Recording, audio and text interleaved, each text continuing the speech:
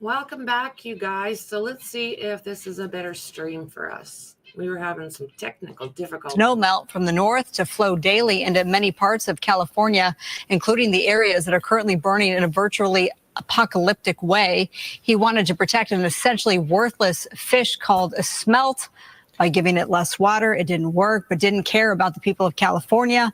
Now,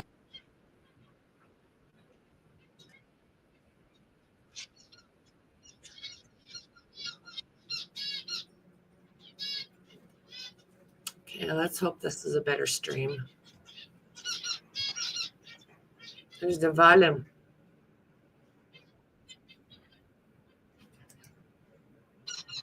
tonight, and he basically is asking for Governor Newsom to resign as well. And Governor Newsom pushing back on most of that, but also saying he doesn't really want to get into all of it while all this firefighting is happening, although both of them going back and forth.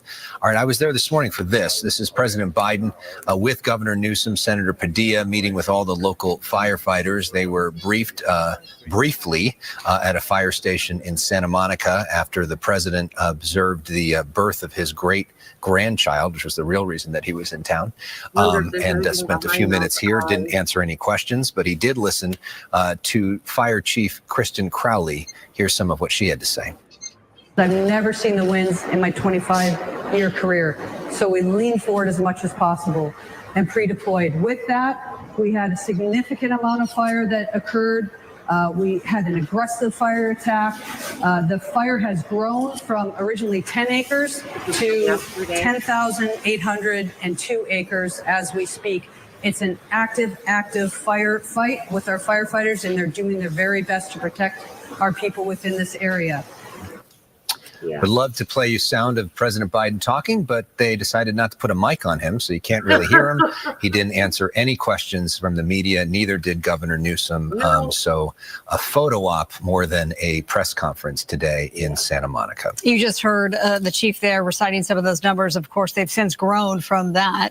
That was this morning. Now it's close to 16,000 acres for the Palisades fire. Fox 11 Susan Hirasuna, she's out there covering that for us, and she joins us now live. Susan? Yeah, Marla and Alex, we are back in the Carbon Beach area of Malibu, and you see this house here with the octopus on it.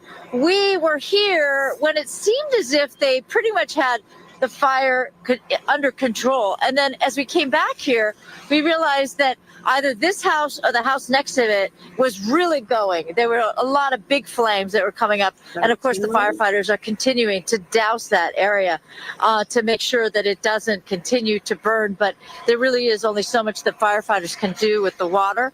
What's remarkable about this area is you do have buildings that are still standing, but clearly still they would be considered destroyed. And right next to this house with the octopus is a crumpled house. So I was talking to a woman who walked down here on PCH. She doesn't want to be on television. She told me that her house was saved because her husband decided to stay and try to put out the spot fires, like the back fence caught fire. But ultimately he did have to go because it got so treacherous. And it turns out that their house survived, but the house next to hers, and on both sides, they lost those houses. So their neighbors' houses did not survive. Somehow their house survived. She mentioned that she had been watching this activity on this particular stretch of Carbon Beach since this morning, and that she found it remarkable that they are still here and they're still doing exactly what you see, which is dousing the building, dousing anything that looks like might be too hot, might have an ember, and they continue to do that even though now it's been many, many hours. There is a lot of activity on this stretch of PCH, as we mentioned to you before. This is the northern end of the Palisades fire. We don't see a lot of damage going farther north, closer to Malibu Town Center or the Civic Center.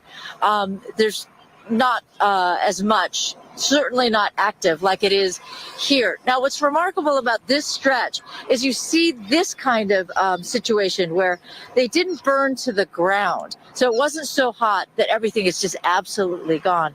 And if we can show that video that I had put into the system earlier today, it was during the sunset. It was absolutely beautiful, except for the fact that that everything was burned so hot overnight that there's just nothing. It's just like you can barely see beams. You can barely see anything was left at all. And it's just, it's not that it's flat, but these were all tall. A lot of them were tall, like 4-story type skinny buildings. So anyway, so this is 4-story skinny. Again, an active part of where we are. The Carbon Beach area and Carbon Canyon area was evacuated only maybe a couple hours ago. But regardless, it didn't seem as if there were a lot of people that were moving. And we don't see a lot of people out here. I've seen a couple of security people that they're standing by to keep an eye on people's businesses. So I'm going to send it back to you. But, clearly these things are kind of dynamic, right? Where, you think that the firefighters have it under control, and then all of a sudden the flame just rears back up again, and then they've got to do what they're doing right now, which is doused with a lot of water. Alex and Marla? I mean, the contrast, Susan, between that beautiful ocean and that terrible destruction was quite something to see. That very dramatic video. It was heartbreaking to me because I've been to that location many times. And so this is it. Yeah, it was just unbelievable to me because I think I've covered a lot of fires where you wind up with this kind of thing. I mean, obviously, it's destroyed this house, but there's part of it that's still standing. And I was just flabbergasted at this swath of Malibu Beach, of Malibu, that there's nothing left anywhere. There's no building. It's just all this crumpled debris. That's like where moon shadows should have been. It's the same thing where you could not recognize where it once was. Yeah. So it's for people who know what it looks like, supposed to look like on PCH. I had a very similar experience looking at your video, Susan. I had a friend that had a house right there who messaged me and saw from your video confirmation that their spot is no longer there. And I remember hanging out at that spot, and it was one of my favorite places, and so beautiful, and that community is so tight knit, and it's just heartbreaking to see it. It is. Yeah. All right. Well, our apologies to your friend and to my friend, and we will continue on with our coverage and give you a moment to catch your breath. But Susan, thank you for that reporting. It really is such an emotional time for so many. Let's talk about some of the evacuation centers as it relates to the Palisades fire. You can go to the Westwood Recreation Center. This is on the 1300 block of South Sepulveda Boulevard. That's right between Wilshire and Ohio.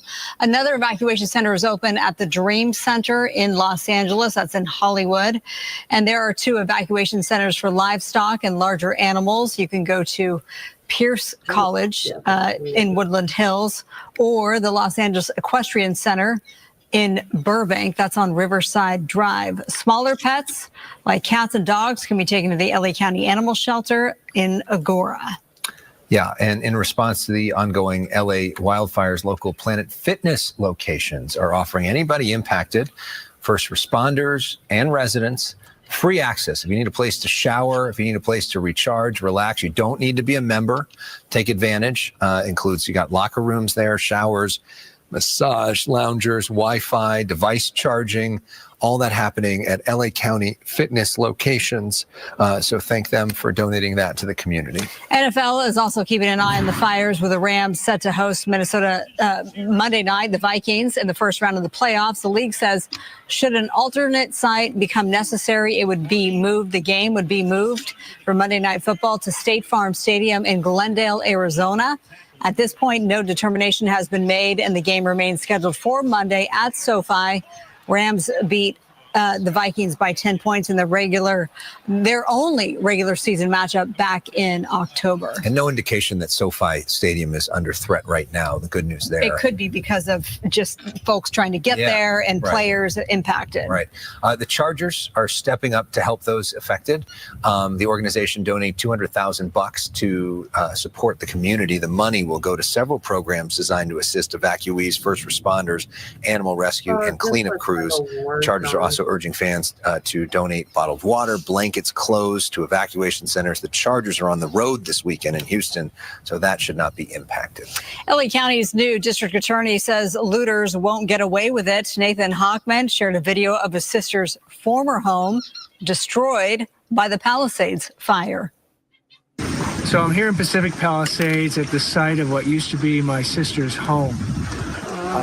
She's lived here for a while, a long time with her family, and now this home, along with the homes in the street in this neighborhood, are just gone. Thank you. I've been here for over 60 years. I've not seen devastation like this in my lifetime. And you have to harken back to the 1990s when we were hit with the floods and the fires and the earthquakes and the riots to even get close to this. Hochman also promised to crack down on those exploiting the crisis. We spoke to him earlier tonight in our coverage. Yeah. So the reports of looting have been coming across both law enforcement and the DA's office. I want to send an unmistakably clear message to looters or anybody who thinks that they can prey on people who have endured these tragedies. We are going to arrest you.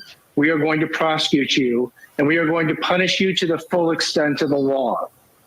So again, it's the tragedies that are going on right now are occupying our first responders. The firefighters have done a magnificent job in responding. Law enforcement has basically called in everybody. Detectives have been putting on uniforms. They've called in help from outside this county, and they are responding in force. Don't forget to sub. But again, there will always be channel, people who look at this as an opportunity to cheat others, to steal from others, to scam others. And I want them to understand that we will not be taking this lightly. We will go after you. We will make sure that you understand that this will not be tolerated. Nathan Hochman, District Attorney for Los Angeles County. Let's talk about our weather now. Adam Kruger, we saw a big change today. What do we expect for tomorrow? Yeah, we're going to see a little fluctuation in the winds here coming up. We're seeing them go down tonight. They will go back up tomorrow. I want to start here, though, yes, with graphics 1, because this is going to show you, we have a lot of weather instruments across Southern California. These are various weather stations, and everything you're looking at right here is the current wind gust speed. And so you see a lot of single-digit numbers in areas. That's good. Light winds. Good. However, up into the mountains, like the Santa Monica Mountains, the San Gabriel Mountains, we still see pockets where wind gusts are over 20, over 30, even over 40. That would be the yellow and orange numbers. And even in parts of Orange County, we see some gusty winds in the higher elevations as well. But overall, I mean, a lot of these numbers are less than half of what we saw at this time last night. And I want to switch Haley in control room. Yeah, here we go to the peak gust. So this is now like a recap of the highest gust at these spots within the last 24 hours. And notice that we had, especially north of LA, we had 70s, we had 80s. I see a couple 90-mile-per-hour gusts on the map, and even out towards the mountains like north of the Inland Empire, San Gabriel, San Bernardino Mountains, down to the Orange County area, Santa Ana Mountains down in Orange County. Extreme wind gusts. So that's a recap. What we have now is better. So now let's come back to weather 1, and I'm going to share with you the forecast. We got a lot to walk through here. We're going to talk about forecast winds. We're going to talk about forecast humidity. We have an update now on the wind alerts across our area, so we'll cover all that here within the next several minutes. But let's start right here, because the red flag warnings, those continue through Friday, but it's a different type of red flag warning. Notice I've got regular in quotes, because coming into this, we had a PDS, particularly dangerous situation, red flag warning. These are rare, although it happened to be the third one issued this year, before this, but this season, I should say. Before this season, 2020 was the last time we had one of these extreme red flag warnings. So now it's down from that. That's canceled to a regular red flag warning. That goes through Friday. The winds, again, will relax as we go overnight. And the next wind peak starts up midday tomorrow and lasts at least into Friday morning, maybe even a little bit later into the day on Friday. Here's here's something new now. So the National Weather Service has made some changes to the wind alerts. We had these high wind warnings going for a while. We knew those would expire tonight. So now everywhere you see a color, doesn't matter what color it is, all these colored in areas, whether it's yellow or tan, is under a wind advisory right now. For the areas that are in tan, that wind advisory goes until 2 p.m. on Friday. And just in general, we're looking at winds from the same direction, from the north-northeast. That's what NNE stands for. Sustained around 20 to 30 with gusts at times up to 50. But then we get into these yellowish colored areas. That's a high wind watch, which is issued ahead of what will likely eventually turn into a high wind warning. So we do expect the winds to get back into the higher category, not wind advisory, but high wind warning likely for these sort of mustard yellow colors right here. That will go into effect Thursday night and last into Friday morning. That's where winds sustained could be 30 to 40 with gusts up to 65. So even that is not as extreme as what we saw last night and this morning, but it is going back up to a concerning level. Now, again, red flag warnings in effect for all areas in this magenta right here through Friday. The only exclusion would be kind of along the coast there in LA County down through Orange County as well. And that's because the humidity will start to recover a little bit and the winds will be a little bit lighter in those spots. Forecast wind gusts now. I'm sure a lot of you are wondering, all right, what are the winds going to do direction and speed-wise over the next couple of days? So we're going to start you off at 11 o'clock tonight. And it's, while you see the streamlines kind of swirling a little, the same overall wind direction is going to be the case, where it's out of the north-northeast, which means blowing towards the coast, essentially, blowing to the south-southwest. But the numbers looking lower tonight. There will be some gusty spots for sure across the mountains in purple right here. But much of the area, seeing the winds come down through the middle of the night tonight, which should be great in terms of, well, just, you know, fanning the fires for, first of all. There'll be less of that going on, but also in terms of the efforts from the crews that are trying to knock down these fires and contain them. The wind forecast tonight is looking good. Now, here's where we get into another round of concerning level winds. This is midday tomorrow. I've got it paused at 1 p.m. These purple areas indicate where winds could be gusting 35 miles per hour or higher. And as you see, there are some numbers here that reflect higher than that. 50, 60 miles per hour cannot be ruled out for gusts at times. So that's midday tomorrow. Here we go a little later into Thursday evening now. And while it's not widespread strong winds everywhere, there are still pockets where it's quite windy. And again, this is when that high wind watch goes into effect. There's going to be some really windy areas into Friday morning. Then we go into Friday afternoon, and this is essentially here by the end of the day Friday, the end to our multi-day Santa Ana wind event. And by the weekend, it's not like it's a strong onshore wind coming back, but there's going to be like variable winds, lighter winds. There will be some recovery of the humidity, especially closer to the coast. So now let's transition to looking at humidity. We're starting tonight. We know it's very dry in many areas. We're starting to see that change a little bit in a few parts of LA. Going into tomorrow afternoon now, again, notice Long Beach, 65% humidity. That's pretty good. Torrance showing about 29%. But you get into these whitish gray colors here. That's below 30%, below 20%, some single-digit relative humidities. That is like desert-like dryness. And so that's still going to be a problem. And also into Friday, this is another part of the reason why the red flag warning goes through the end of the day Friday is a lot of the area still will be dry. Notice there is that recovery, though, for a little while near the coast where it does get more humid. So that's why these areas are trimmed away from the red flag warning. And I'll take you even one day farther. I know I'm throwing a lot at you here, but as we go into Saturday, notice we're starting to see the humidity come up more into a little further inland. And so this is not, again, not a big onshore wind. We don't see humidity going up everywhere, but it's starting to change a little bit in our favor. So late day Friday into the weekend, things overall looking much better for us. The air quality, by the way, and this should be no surprise that near some of these fires, especially near the Eaton fire, we've got a couple air quality sensors right now measuring unhealthy air, and these were showing even worse levels a little bit earlier in the day today. There's obviously going to be some sensors that aren't quite picking up on, for example, the Palisades fire smoke. We know the air quality is worse near some of these fires right now, but a couple in particular, like around Pasadena, for example, and East LA, showing that unhealthy air from the Eaton fire that's close to Pasadena right now. Okay, now let's look at our weather pattern. I'm going to show you this to talk about why we're seeing the offshore winds now, but also why we have another concerning thing to keep an eye on for next week. So we have the high and the low. You've known about this. We've talked about it since last week, and the setup is there for these winds to just continue to go pretty quickly, swiftly through our area offshore. Now, as we go into Friday morning, we still have this offshore component to the winds if you follow the streamlines here. But look what happens at the end of the day Friday. Winds changing direction a little bit as that low goes away. And then it's slightly an onshore wind. And this is, again, when the red flag warnings end. We go through the weekend, no big problems. We go into next week, and this low shows up. And the position of this is crucial because if it's situated on top of us, we don't have to worry too much about Santa Ana winds. If it's situated to our east, to our south, then we get a stronger Santa Ana wind picking up. And I know I'm going long here, but I'm just going to zip this forecast ahead into what's possible around Monday night to Tuesday of next week. Some stronger Santa Ana winds may be on the way. We'll get a better idea in the next few days of what this event looks like. But in the meantime, the short-term wind story is the winds are dying down tonight. They start to pick back up midday tomorrow, and they're quite strong, it looks like, at least into Friday morning. Guys, we'll head back to you. We can't catch a break. Okay, Adam, thanks so much. DoorDash has been impacted. It has activated its severe weather protocol to pause operations in impacted areas. Operations include the impacted areas of Los Angeles and surrounding the Pacific Palisades, including Santa Monica, Westwood, Brentwood, Calabasas, Pasadena, and other surrounding areas. And as conditions get worse, DoorDash suspends service in San Fernando, Santa Clarita, and Northridge, and will continue to adjust operations as necessary. Gina Silva joins us live right now. She has moved to Studio City, where we saw a house, multiple homes catch on fire. Gina.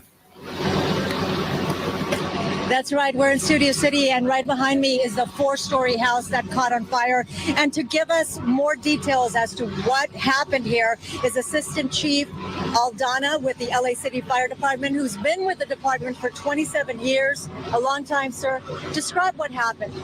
So at approximately 9:45 this evening, the Los Angeles Fire Department responded to the 4100 block of Veneta. First companies on scene found a 4-story ascending hillside home fully involved, exposing one structure to one side and ember casting into the neighborhood above into the canyon behind the structure.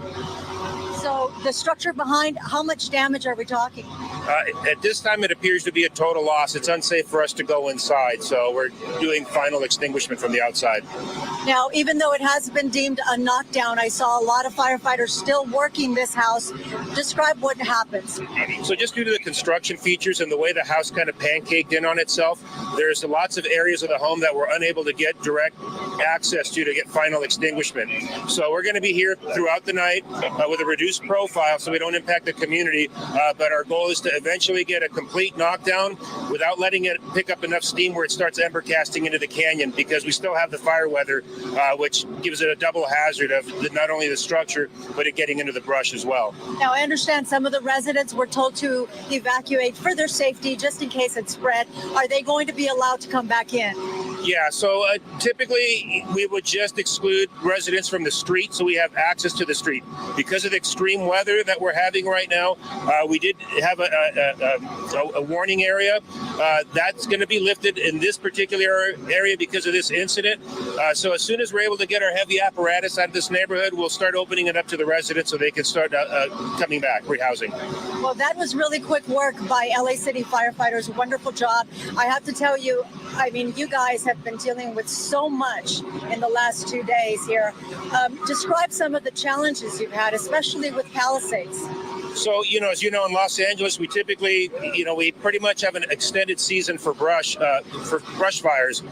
This particular wind event that we had was very extreme, and you couple it with some of the extremely dry fuels that we have in the Southland, and it was just a recipe for a disaster. So the last few days, as you've seen with the Palisade and many of the other fires that we've had going on, have been exceptionally challenging for the fire service. Luckily, we've had our local partner agencies here to help us, and we're making progress, but we still got a lot of work ahead of us. You have obviously dealt with fire behavior your entire career. Have you seen anything like this before? So we're always susceptible to some pretty extreme behavior, but some of the fire behavior that we saw during this weather event was particularly extreme. So no, this was fairly unique. You're only going to see weather this extreme a few times in your career, probably. Now, I spoke with some LA City firefighters who say that resources are thin. There were some budget cuts, and that may have played something in the response time. Could you shed light on that?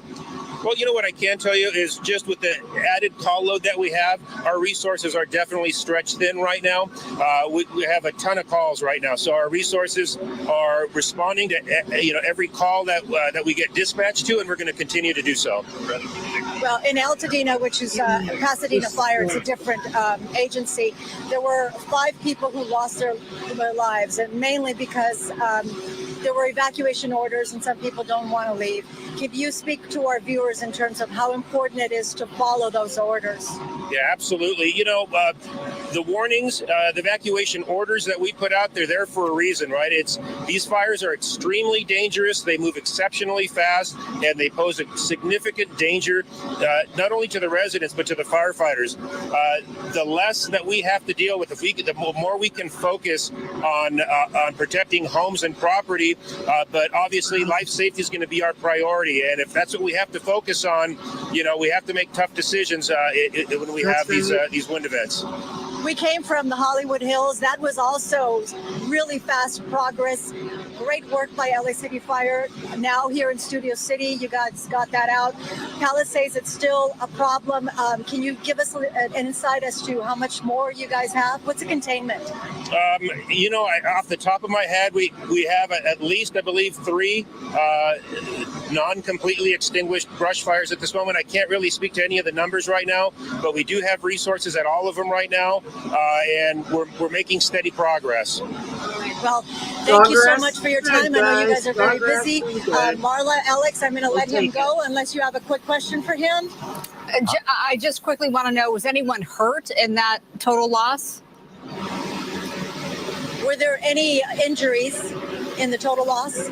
At this incident, there's been no reported firefighter injuries, and we made contact with the resident of the affected address, and that person told us that everybody was out and accounted for. So as far as we know, no injuries, civilian or sworn.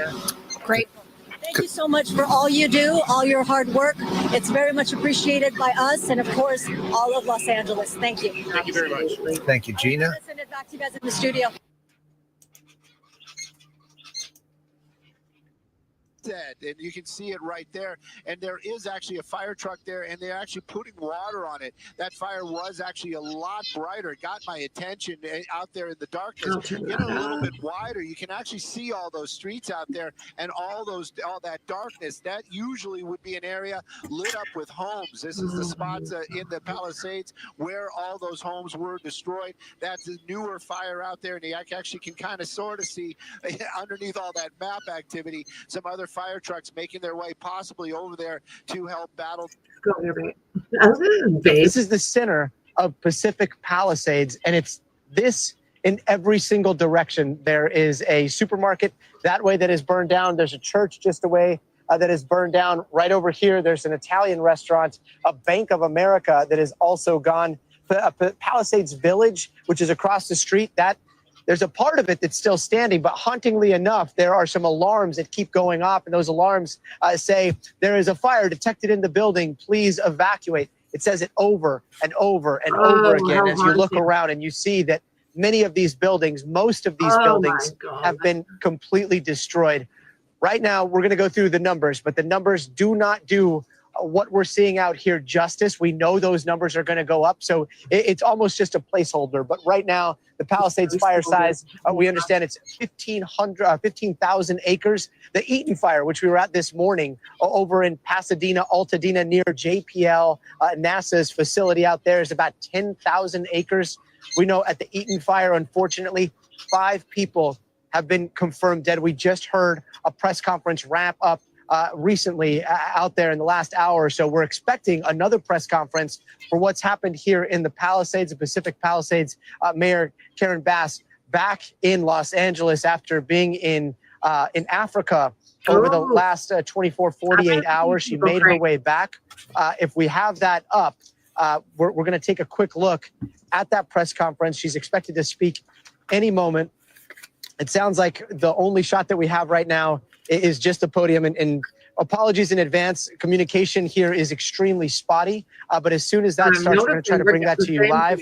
Meanwhile, there's another fire that's burning, the Hearst fire. That one's about 500 acres, and that's over the hill in the San Fernando Valley. Last night, if you were watching as we covered the fire here in the Palisades, at the end of our show, we said that this is something that could happen anywhere in the greater Los Angeles area because of these winds, these incredibly ferocious winds. And that's exactly what we saw happen overnight out there in Altadena. That threat continues tonight. We were hoping that the winds were going to calm down. In fact, they were talking about it at the Eaton press conference. All of the crew here, everybody that was listening to it, they heard them say, the winds are a little bit. We should be getting a press conference fairly soon here, they're saying. You see the winds starting to blow once again as night falls up in the ridges above us, below us. We still see flames, and those embers yesterday were spotting somewhere up to 2 to 3 miles. And now we understand that there may be evacuations happening down in Santa Monica proper. Palisades is neighboring Santa Monica, the iconic pier there. So we know that people have been evacuating from Santa Monica. One other person that's been out here since last night, incredible reporting all around, is our friend, our colleague Liz Kreutz. I believe she has been traveling up and down PCH, Pacific Coast Highway here, has a lot of reporting out of Malibu. Liz, I can't see you, but I'm hoping I can see you. Or hoping I can hear you. Liz, are you with us right now? I am with you, Gotti. Thank you for that. And yes, we are here on the Pacific Coast Highway. And what we're showing folks is that there's still an active fire scene here. I mean, crews are still out here right now. They were putting out the flames. They really just got a handle of the flames here on this home, really trying to make sure it didn't spread to the neighboring properties. This is just one of hundreds of homes here, thousands potentially here in Malibu that are destroyed, Gotti. Just yesterday, the fire broke out in the Pacific Palisades. And then overnight, the winds, 75-mile-per-hour winds, pushed the flames up the Pacific Coast Highway until it essentially engulfed all of Malibu. And when we arrived overnight, it was an apocalyptic scene. I know you used that word to describe the fires as well, where it was just home after home after home here on the coast, these beautiful homes destroyed and up in flames. And we're showing you over here, this is one of those homes. Right now, you can see that was probably the beautiful yard area, this beautiful ocean view here, the most pristine part of the California coast. And it's now all reduced to rubble. And we're seeing this over and over again. It's just horrific. And, thankfully, it sounds like the worst, absolute worst winds may be subsiding, but that red flag warning conditions, they're continuing through Friday. So there's so many people still on alert. Yes. Yeah, the winds may be subsiding, but, if this was any other day and we were covering a fire and the winds were blowing this hard, everyone would be so concerned. I know that you spoke to Governor Gavin Newsom a little bit earlier. A lot of questions for the governor tonight. What was he telling you? Yeah, I mean, he was there touring the area where you are in the Pacific Palisades and the villages there. And he was meeting with the mayor who had just arrived from her trip in Ghana. She must have come straight from the airport there. And the senator. And he was essentially saying that he's never seen anything like this. He was comparing it to the Camp Fire, the 2017 Camp Fire, the most destructive fire in California history, the most deadly fire. Basically, but he said that, yes, it's like that. But the fact that this fire went so fast in 24 hours and ignited so many fires, he's never seen anything like it. Take a listen to what he had to say. You've been warning for years about mega fires and growing mega fires. Is there anything that could have been done to prevent this? We had hundreds and hundreds of people were accusing us of being overly hype on this weekend. But on Sunday night, we had pre-positioned 110 engines down here, hundreds of personnel, especially personnel, dozers, tenders, 7 helicopters we pre-positioned within the first hour of this fire, first hour being on scene, folks from the Bay Area. Because we had pre-positioned, we're right here on the scene. Pretty ironic. And he said because of all the apparatus and personnel that have come in from around the state and around the country to help with this fire, and in addition to that, the high cost of the homes here that are destroyed, these are multi-million-dollar homes. He says he definitely anticipates that this could be the most costly fire or natural disaster that we've seen in our lifetime, Gotti. And Liz, I think you've got firefighters behind you using some water to put out some of these hot spots. Water has been such a big concern around here. Earlier in the day, we were seeing fire engines going up to hydrants, checking to see if there was any hydrants or any water in that hydrant so they could fill up their tenders, fill up those trucks. And so often we saw them check, it was dry, and then they'd have to move on. Towards the afternoon, that started to change. We started to see that water flowing. Well, what's the situation like out in Malibu right now? I mean, right now, we've seen crews being able to use, have water, and that's what they're doing here. We haven't seen that issue, but we have also heard that issue, especially from residents that were saying that the hydrants were dry. And I think that is a huge concern, and I believe Mayor Brass will likely be pressed on that, as she should be at the press conference coming up. At the earlier press conference today, where she was not at, other officials were pressed on that, and they said that really at the end of the day, from their take and opinion, it was just that this fire was so big and there were so many homes that were engulfed in flames that it just stretched the system to the brink. But I think still, like you said, Gotti, a lot of questions on how that's working and the questions for Mayor Bass. It looks like I finally can see your shot there. It looks like firefighters are trying to control possibly a fire inside of an already burned out home, but there are some homes still standing. Is that what the situation is? And if that's the case, how many homes are still standing there on the ocean side? Unfortunately, I think if your home is on this part of, on the coast, most of the homes that we're looking at, except for behind me here, you should see this is one stretch where a lot of them were spared, but a lot of them were engulfed in flames, but not all of them. And firefighters, we did see this throughout the night. And what we're seeing now is that they were not trying to put out flames for the most part in a fire that was already a home that was completely engulfed. But they would try and put out the flames in a home that was neighboring a home that was not engulfed. And that's exactly what's happening here, is because we saw the flames earlier. We've been here for a while now, and they came here to get a handle on this to try to spare those homes right next to it. And it looks like they've done a really, really good job. And that those lucky residents there should be very grateful for that. Hell yeah. Yeah, they sure are. And I mean, valiant efforts by those firefighters. But we've been talking to firefighters throughout the day, and you try to say, hey, almost congratulate them when they hold their ground right there, and you can see the sadness in their faces. They look around and they realize, this is the 1 or 2 or 3 homes in a neighborhood that has been completely gutted. Yeah. And you can imagine people as they come home, they see their house still standing, the lucky ones, and they see all the devastation. It's going to be so difficult. Liz, hopefully we can check back with you in just a bit. Incredible reporting. I also want to bring in Jacob Soboroff, a good friend of ours. And Jacob, I know you have been through hell today. Just last night, you were out here. You were talking about going to check on your childhood home, where you grew up. Lordy. I know you did that today. Yeah. What did you find?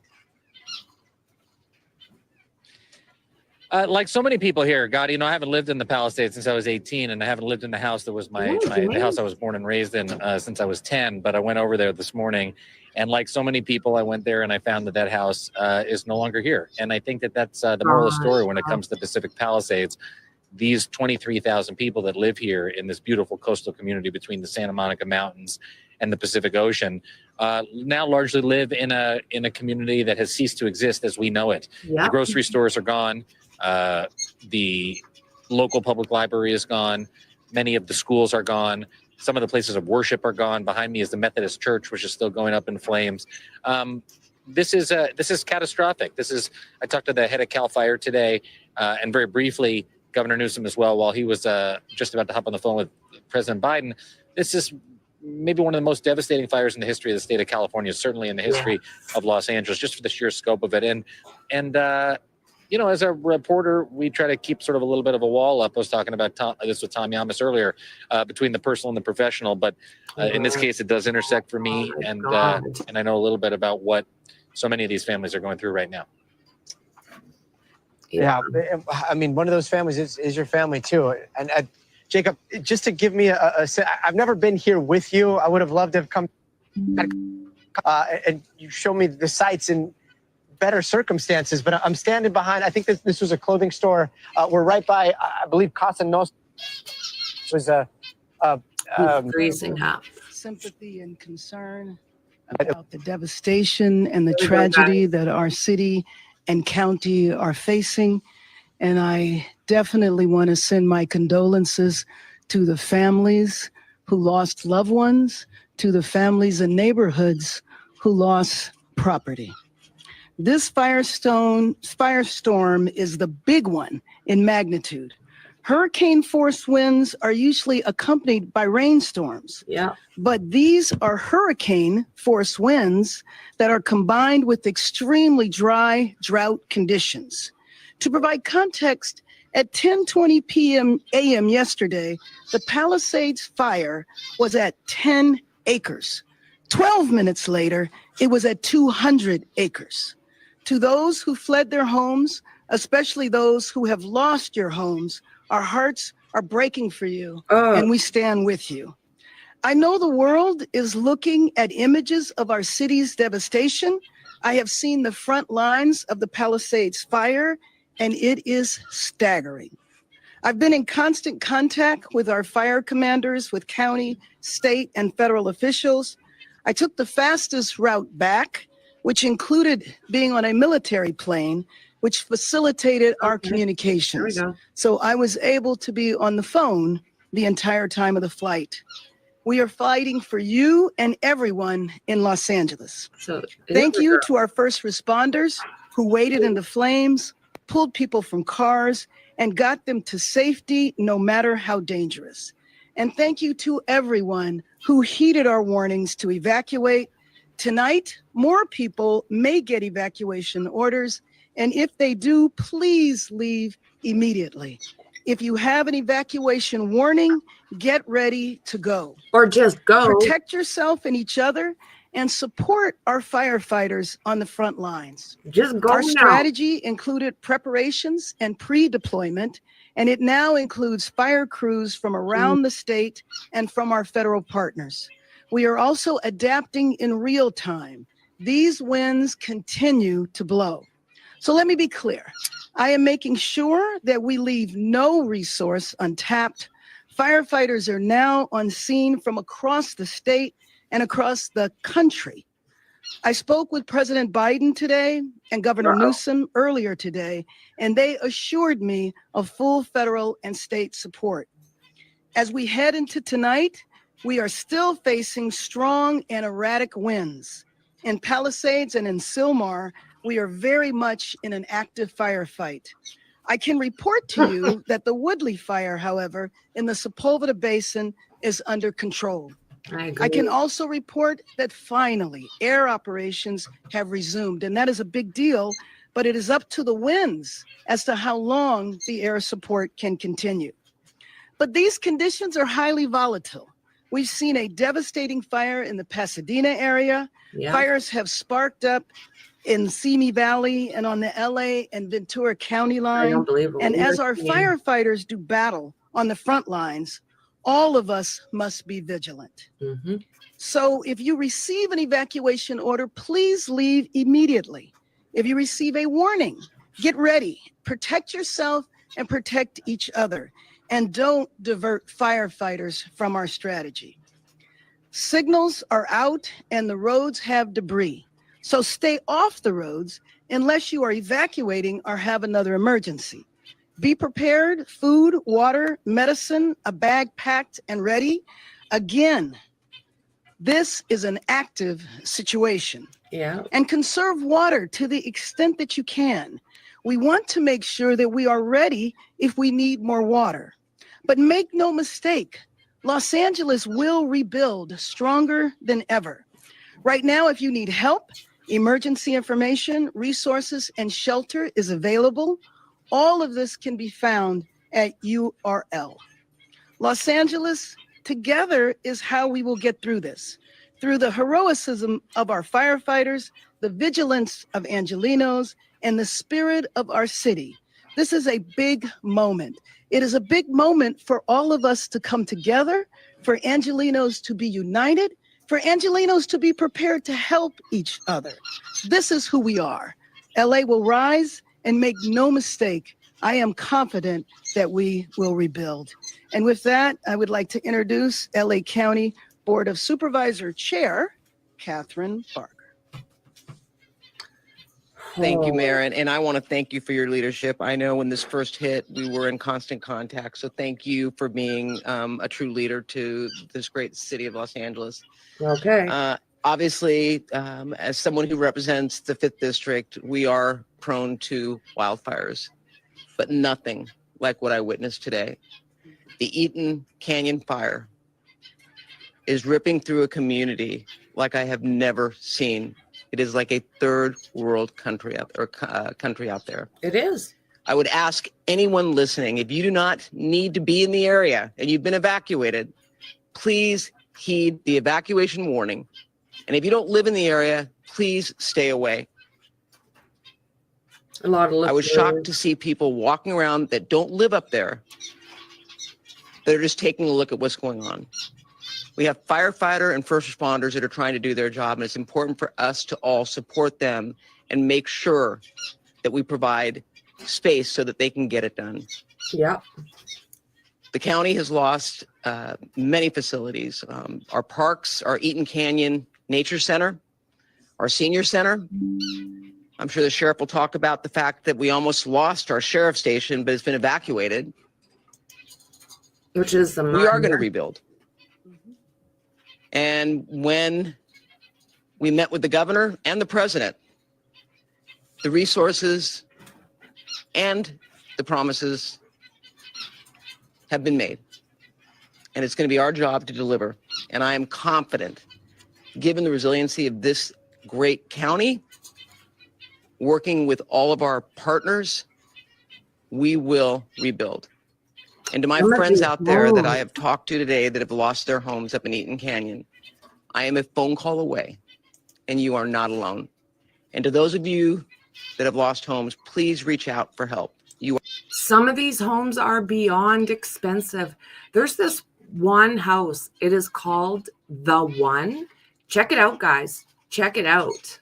We're going to make sure the Department of Mental Health has resources on the ground. But if you need someone to talk to, reach out. Reach out. Love thy neighbor. So with that, I would like to invite Supervisor Lindsay Horvath up, my colleague who represents the 3rd District, the Palisades Fire.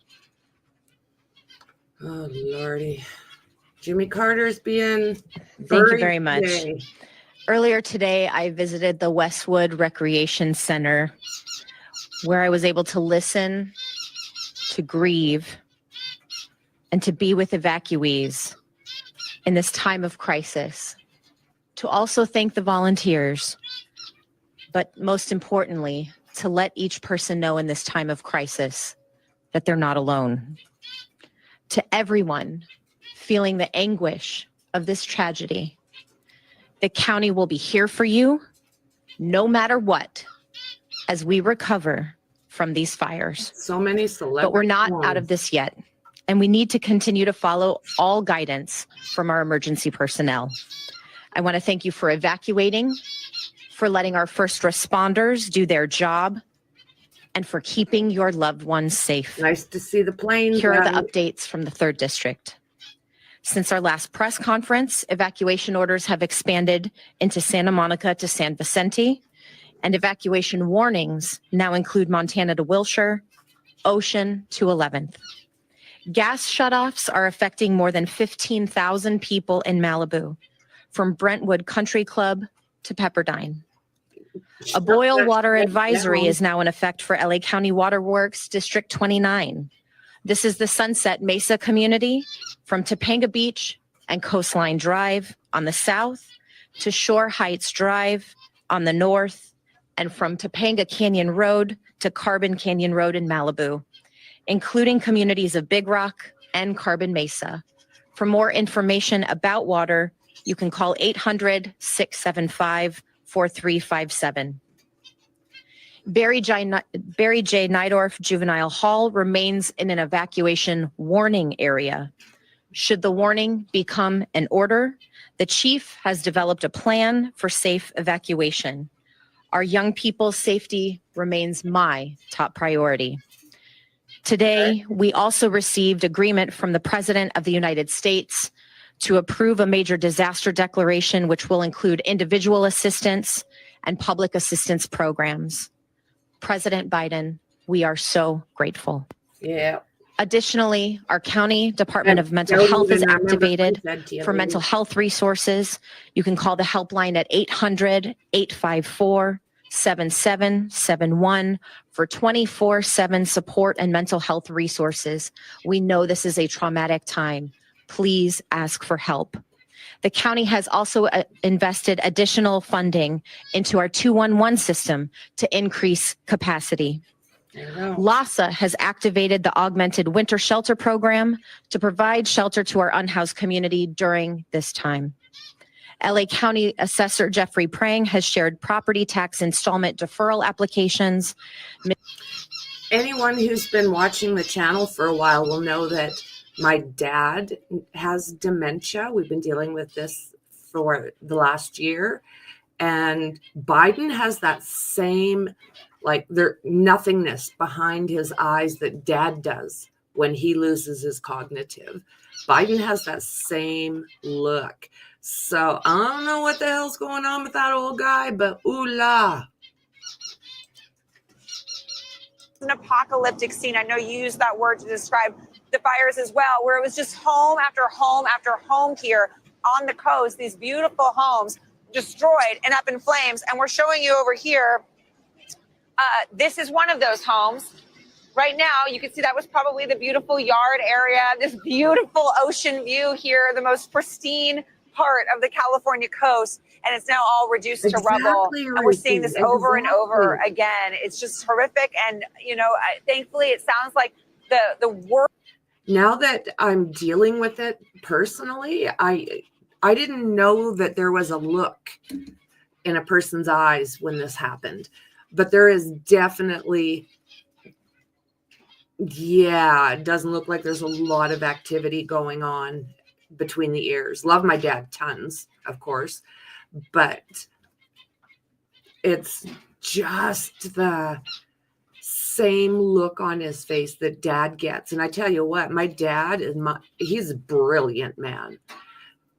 But when his mind goes where it goes, I'm dealing with a kid. And this is what it seems is going on with dementia. Yeah, it's tough, James. It is so tough. I'll stick by my dad till the very, very end. But there is definitely a look, and Biden has that look. Fires and growing mega fires. Is there anything that could have been done to prevent this? Well, we had hundreds and hundreds of people were accusing us of being overly hype on this weekend. But on Sunday night, we had pre-positioned 110 engines down here, hundreds of personnel, especially personnel, dozers, tenders, 7 helicopters we pre-positioned within the first hour of this fire, first hour being on scene, folks from the Bay Area, because we had pre-positioned, we're right here on the scene. And he said because of all the apparatus and personnel that have come in from around the state and around the country to help with this fire, and in addition to that, the high cost of the homes here that are destroyed, these are multi-million-dollar homes. He says he definitely anticipates that this could be the most costly fire or natural disaster that we've seen in our lifetime, Roddy.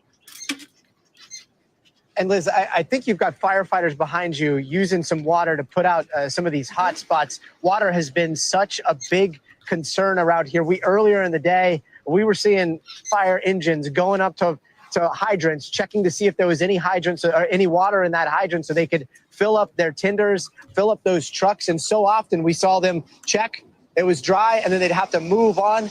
Towards the afternoon, that started to change. We started to see that water flowing. Well, what's the situation like out in Malibu right now? I mean, right now we've seen crews being able to use, have water, and that's what they're doing here. We haven't seen that issue, but we have also heard that issue, especially from residents that were saying that the hydrants were dry. And I think that that is a huge concern, and I believe Mayor Brass will likely be pressed on that, as she should be at the press conference coming up. At the earlier press conference today, where she was not at, other officials were pressed on that, and they said that really at the end of the day, from their take and opinion, it was just that this fire was so big and there were so many homes that were engulfed in flames that it just stretched the system to the brink. But I think still, like you said, Gotti, a lot of questions on how that's working and the questions for Mayor Bass. It looks like I finally can see your shot there. It looks like firefighters are trying to control possibly a fire inside of an already burned out home, but there are some homes still standing. Is that what the situation is? And if that's the case, how many homes are still standing there on the ocean side? Unfortunately, I think if your home is on this part of, on the coast, most of the homes that we're looking at, except for behind me here, you should see this is one stretch where a lot of them were spared, but a lot of them were engulfed in flames. But not all of them. And firefighters, we did see this throughout the night. And what we're seeing now is that they were not trying to put out flames for the most part in a fire that was already a home that was completely engulfed. But they would try and put out the flames in a home that was neighboring a home that was not engulfed. And that's exactly what's happening here, is because we saw the flames earlier. We've been here for a while now. And they came here to get a handle on this to try to spare those homes right, Ruthie, right next to it. And it looks like they've done a really, really good job. And that those lucky residents there should be very grateful for that. He was always there for me, so not much. They sure are. And I mean, valiant efforts by those firefighters. But we've been talking to firefighters throughout the day, and you try to say, hey, almost congratulate them when they hold their ground right there, and you can see the sadness in their faces. They look around and they realize, this is the 1 or 2 or 3 homes in a neighborhood that has been completely gutted. And you can imagine people as they come home, they see their house still standing, the lucky ones, and they see all the devastation. It's going to be so difficult. Liz, hopefully we can check back with you in just a bit. Incredible reporting. I also want to bring in Jacob Soboroff, a good friend of ours. And Jacob, I know you have been through hell today. Just last night, you were out here. You were talking about going to check on your childhood home, where you grew up. Yes. I know you did that today. What did you find? Like so many people here, Gotti, I haven't lived in the Palisades since I was 18, and I haven't lived in the house that was the house I was born and raised in since I was 10. But I went over there this morning, and like so many people, I went there and I found that house is no longer here. And I think that that's the moral story when it comes to the Pacific Palisades. These 23,000 people that live here in this beautiful coastal community between the Santa Monica Mountains and the Pacific Ocean now largely live in a community that has ceased to exist as we know it. The grocery stores are gone. The local public library is gone. Many of the schools are gone. Some of the places of worship are gone. Behind me is the Methodist Church, which is still going up in flames. This is catastrophic. I talked to the head of CAL FIRE today, and very briefly, Governor Newsom as well, while he was just about to hop on the phone with President Biden. This is maybe one of the most devastating fires in the history of the state of California, certainly in the history of Los Angeles, just for the sheer scope of it. And as a reporter, we try to keep sort of a little bit of a wall up. I was talking about this with Tom Yamas earlier, between the personal and the professional. But in this case, it does intersect for me, and I know a little bit about what so many of these families are going through right now. Yeah, I mean, one of those families is your family too. And Jacob, just to give me I've never been here with you. I would have loved to have come back, and you show me the sights in better circumstances, but I'm standing behind, I think this was a clothing store. We're right by, I believe, Casa Nostra, which was incredible sympathy and concern about the devastation and the tragedy that our city and county are facing. And I definitely want to send my condolences to the families who lost loved ones, to the families and neighborhoods who lost property. This firestorm is the big one in magnitude. Hurricane force winds are usually accompanied by rainstorms, but these are hurricane force winds that are combined with extremely dry drought conditions. To provide context, at 10:20 a.m. yesterday, the Palisades fire was at 10 acres. 12 minutes later, it was at 200 acres. To those who fled their homes, especially those who have lost your homes, our hearts are breaking for you, and we stand with you. I know the world is looking at images of our city's devastation. I have seen the front lines of the Palisades fire, and it is staggering. I've been in constant contact with our fire commanders, with county, state, and federal officials. I took the fastest route back, which included being on a military plane, which facilitated our communications. So I was able to be on the phone the entire time of the flight. So this is what we see. We are fighting for you. Then you can, through them, reach back out to coordinate the free housing. You can also apply online. If you're interested in offering up your house for free, go to airbnb.org for more information on how to sign up. In case you're wondering, hosts who sign up to share your home, you get damage protection and liability insurance for each booking. They basically already have this community of houses of people who are signed up to airbnb.org, which is kind of their charity organization. They offer, free and discounted rates during tragedies. And so this is going to be really helpful for free to people dealing with this. Just on that note, Uber and Lyft are offering free rides to people going to shelters. I saw the Queen Mary in Long Beach saying that they're there to support, offering different things, discounts, and waiving fees. SpaceX also jumping in to provide free Starlink terminals when it comes to Wi-Fi. So it's a very big deal, right? Lots of different aspects of help out there for people. Yeah, community coming together. There are many power outages across Southern California because of these wildfires. Well, this morning we spoke to an official from SoCal Edison with how you can get updates on outages. People can go to sce.com/outages. But I also want to say, I want to remind people to please be safe. If they see a down power line, do not touch it or anything in contact with it. Stay at least 100 feet away and call 911.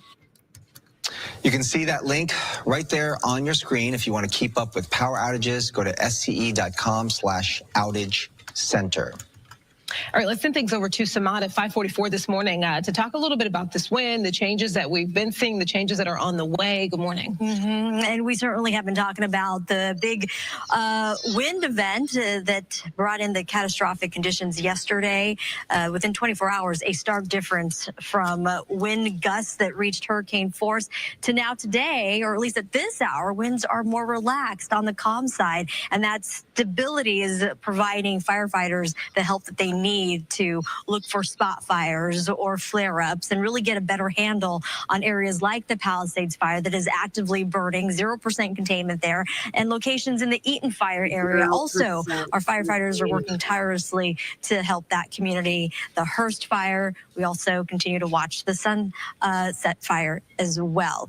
We've got our winds on the calm side, and it's going to be a very brief period because later this mid-morning, should I say, we are expecting winds to make another return. They are expected to be on the strong side, but not nearly as strong or powerful as those widespread gusty winds that we saw yesterday. So there's a hint of good news, but don't let that fool you. We are going to be looking at gusts, still the range of 50 to 60 plus miles an hour, but at least it's not 70s or 80s. We did lose that upper level support, and the dynamics in the upper levels of the atmosphere have changed slightly, and that is what's providing us with a little bit of relief from the winds. At this hour, we have 4-mile-an-hour winds across the Ventura County Valley communities. Camarillo, calm conditions, and we're going to push out towards areas of San Fernando Valley that was blowing yesterday. Now it's very calm.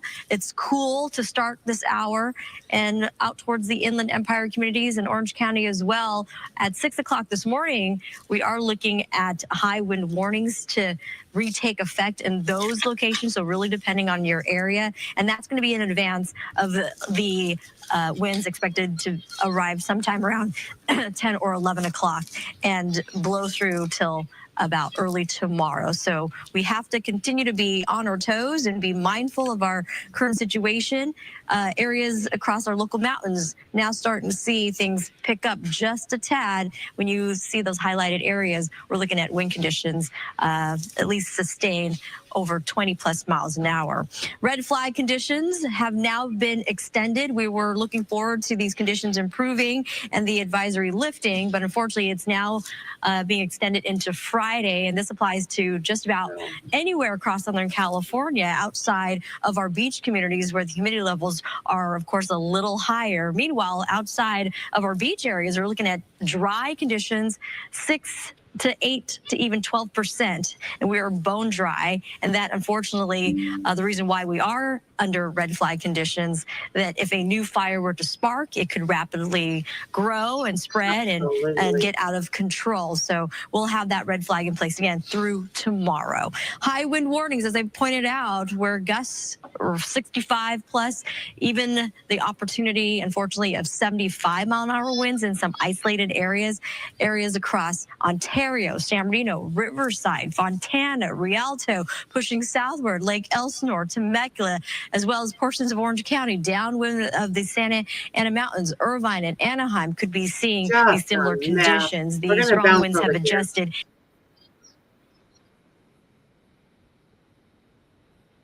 Flames still making their way through. So it is incredible to see.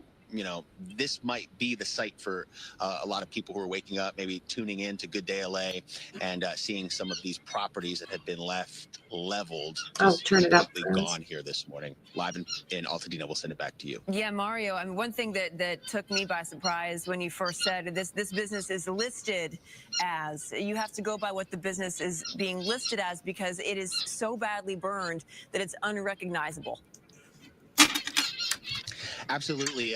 There are a few businesses we've been trying to figure out. It looks like there may have been a film production site just across the street, a little business, a pet store up the street that may have been impacted Wendy, as well. We welcome could easily back. see the Bank of America signage up the street. That building burned yesterday. So, yeah, it's definitely hard to tell, but I assume as the sun comes up, we'll definitely get a better idea of more of that damage here in Altadena. You're an hour behind me. Being out there for us. We'll check in with you in just a little bit. I think the point you raised, Jen, about something unrecognizable, I think many structures that people have come to know in these communities that have been hallmarks of the community are no longer there. That's right, especially in the Palisades. You know, you're talking about Palisades Village and some of these places that people go to every day. The library, the places that people come together and pray or to read books or even just talk. It's all gone, and I think it's going to really change the fabric and the DNA of some of these communities. It's one of the top 20 most destructive fires in California history, based on the amount of structures that have been destroyed. And with that, we're going to go to Gigi. Mel and Jen, you said it. We're talking about churches. We're talking about supermarkets. We're talking about the public library. We're talking about schools. This is all part of the fabric of a community, and especially here in the Palisades. And another important piece of the fabric of this community is the community theater. We're talking about the Pearson Playhouse. It has been destroyed. The Theater Palisades page on Facebook posting, "Too sad. Our beloved Pearson Playhouse is gone, but the heart of Theater Palisades beats on. We will rise again." And to give you a little piece of history, according to Playbill magazine, I can't get over what we're started seeing, in you guys. 1967. The theater company has operated as a community. Look at this. Continues to force tens of thousands to stay away under mandatory evacuations. There are another 13,000 buildings in the path of danger. Winds are driving multiple blazes all across LA County. Many of, Samana, Maria talked a lot about anticipating these unprecedented Santa Ana winds, which are not helping to take down these fires. In Eden Canyon, above Altadena, 5 people have died. This fire has exploded to over 10,000 acres. Some 100 structures are destroyed, and more than 32,000 people are under evacuation orders, including residents in parts of Pasadena and Altadena. The Eden fire is at a 0% containment. Winds that drove the flames are easing, though, we do want to tell you, at this hour. And the Hearst fire in Sylmar has now burned 855 acres. It's now 10% contained. That is the good news this morning. The fire started near the 5 and 210 freeways. It forced evacuations across the region. More than 44,000 people have been ordered to leave their homes. Evacuation zones extend to Santa Clarita and the Newhall Pass. And a massive fire erupted just last night in Studio City. Flames engulfing this 4-story home as you can watch it collapse. Right there, my goodness, this is on Sunswept Drive. The fire then spread to nearby brush and buildings. More than 50 firefighters quickly brought the blaze under control. There was some damage to surrounding structures, but luckily no injuries were reported there. Residents near Laurel Canyon Boulevard and Mulholland Drive, as well as Coldwater Canyon Avenue and Ventura Boulevard, are now advised to remain prepared for any possible evacuations. It has certainly been a 48-hour nightmare for people across Southern California. No doubt about it. And of course, the Sunset Fire has burned 60 acres in the Hollywood Hills. There's 0% containment. Flames are pushing toward Hollywood Boulevard. Most evacuations have been lifted at this time, but areas north of Franklin Avenue do remain closed until later this morning. Firefighters are monitoring for flare-ups, and residents returning home are urged to stay alert.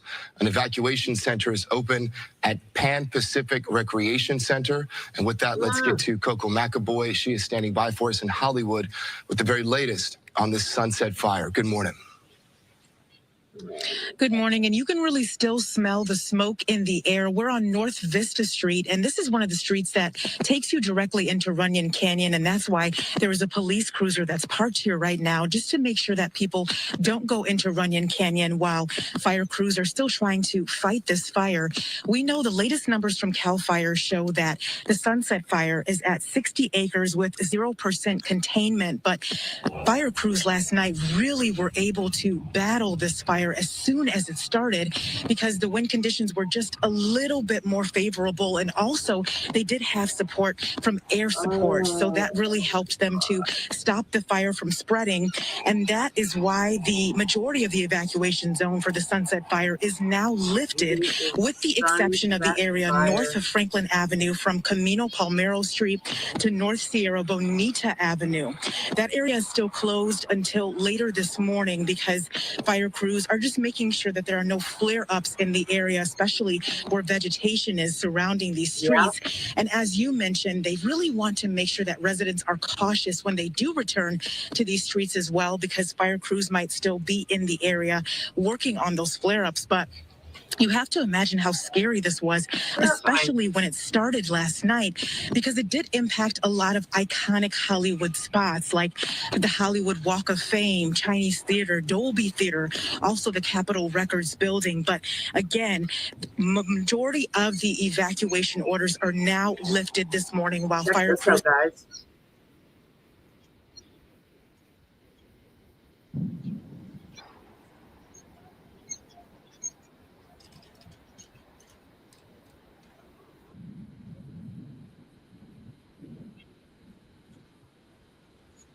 Look at that.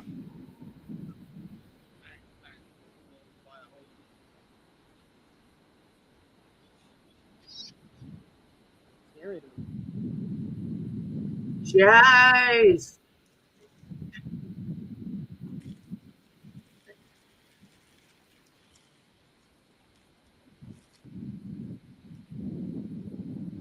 I enjoyed the watch, but I was upset that I couldn't be here. Taking a look at that, as you said it, the Palisades fire. All that active flame has made their way up onto this hillside up here, but there's still a lot of active flame. And it was interesting because just what we're seeing right now, a lot of folks are just tuning in. Moments ago, it looked a little bit different, and then there was a huge gust of wind apparently down there on the ground, and it changed everything instantly.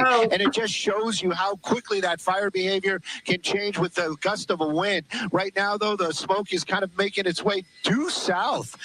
It was actually kind of going a little bit out to the west earlier on. So there definitely was just moments ago a change in that wind. Those embers, they're dropping down and they're falling into these neighborhoods down here. Going to show you just what the firefighters are dealing with, but on a kind of a micro scale. Look at that. That right there, that is new growth for that fire. And it is in a low spot. So that fire definitely going to start growing up here and start the terrain going to start rising. There are some homes nearby, but these homes pretty much at a distance farther away than it really seems to look. I'd say probably about a mile from the nearest home. I actually just noticing that right there. I believe that's going to be some sort of fire vehicle. So they are aware of what's going on and they probably are taking a peek at that hot spot. I'm going to bring up the map real quick, showing the viewers kind of what's going on and where a lot of this stuff is. This is going to be, excuse me, right there. This is going to be very, very close to the Brentwood area, but still technically the Palisades. As I pan down over here, this is going to be the areas where Gigi's at and other of our crews, and a lot of that devastation. Those 1,000 homes that were destroyed, I would venture to say they're going to be somewhere right here in this area, because you can see how it is all darkness, and this would be an area that usually would be lit up, much like you see on a lot of what we show, those wide shots of the city, but right.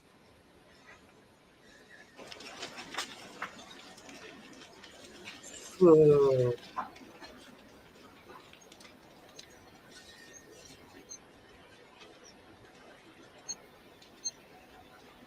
Can't see what is burning, but this one, if you look, you can clearly see that that is some sort of structure right there, and they actually have some firefighters nearby. This is actually very dynamic and something that we have not seen in Southern California in a very, very long time. And of course, with the map, you can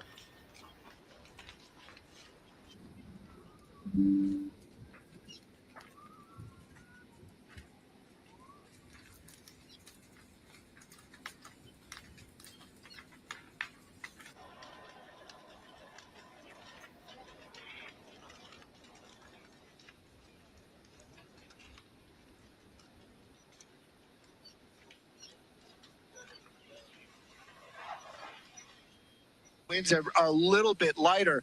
It is still a very sporadic firefight, but the bulk of the fire right now up on that hillside, up on those hills, but that's still technically in the Palisades. And those homes that you see nearby, those are about a mile away. But I can tell you, if that was my house or I knew somebody that lived there, I would be concerned. I'm sure they are as well. But of course, the firefighters, they know about it. Aerial support coming back apparently as day breaks. And we've been watching those helicopters, but we're very, very hopeful now that we have lighter winds. These winds have not stopped, but just lighter winds. We're going to be able to see some of those fixed wings. We'll see those big Phos-Check drops and hopefully see those super scoopers picking up water from the ocean. It's just a short hop over here to these flames. Hopefully they'll get a lot of this in check this afternoon. Yes, Stu, I mean, I know the hope is that firefighters are able to turn a corner today, a bit of a corner with the weather conditions slightly improving. We saw yesterday, last night when firefighters did that Phos-Check drop in the Sunset Fire, it really, really made a difference. And I think that's what we were severely missing yesterday.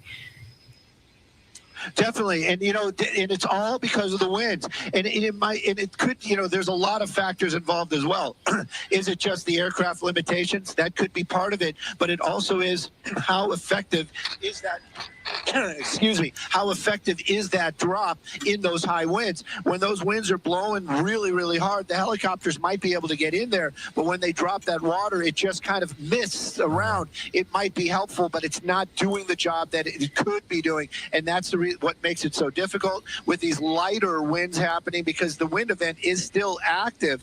With these lighter winds, we're probably going to see more helicopters dropping water and more of those big aircraft, the fixed wings, dropping water, and hopefully, like you said, they're going to turn that corner. We're going to see a lot less of this, a little bit more of hot spots, and of course, a lot more people in these neighborhoods out here breathing a little easier. And that's just this is just such a needed part of the response effort, especially when you're trying to fight a major fire like this. The more assets that are available, the better.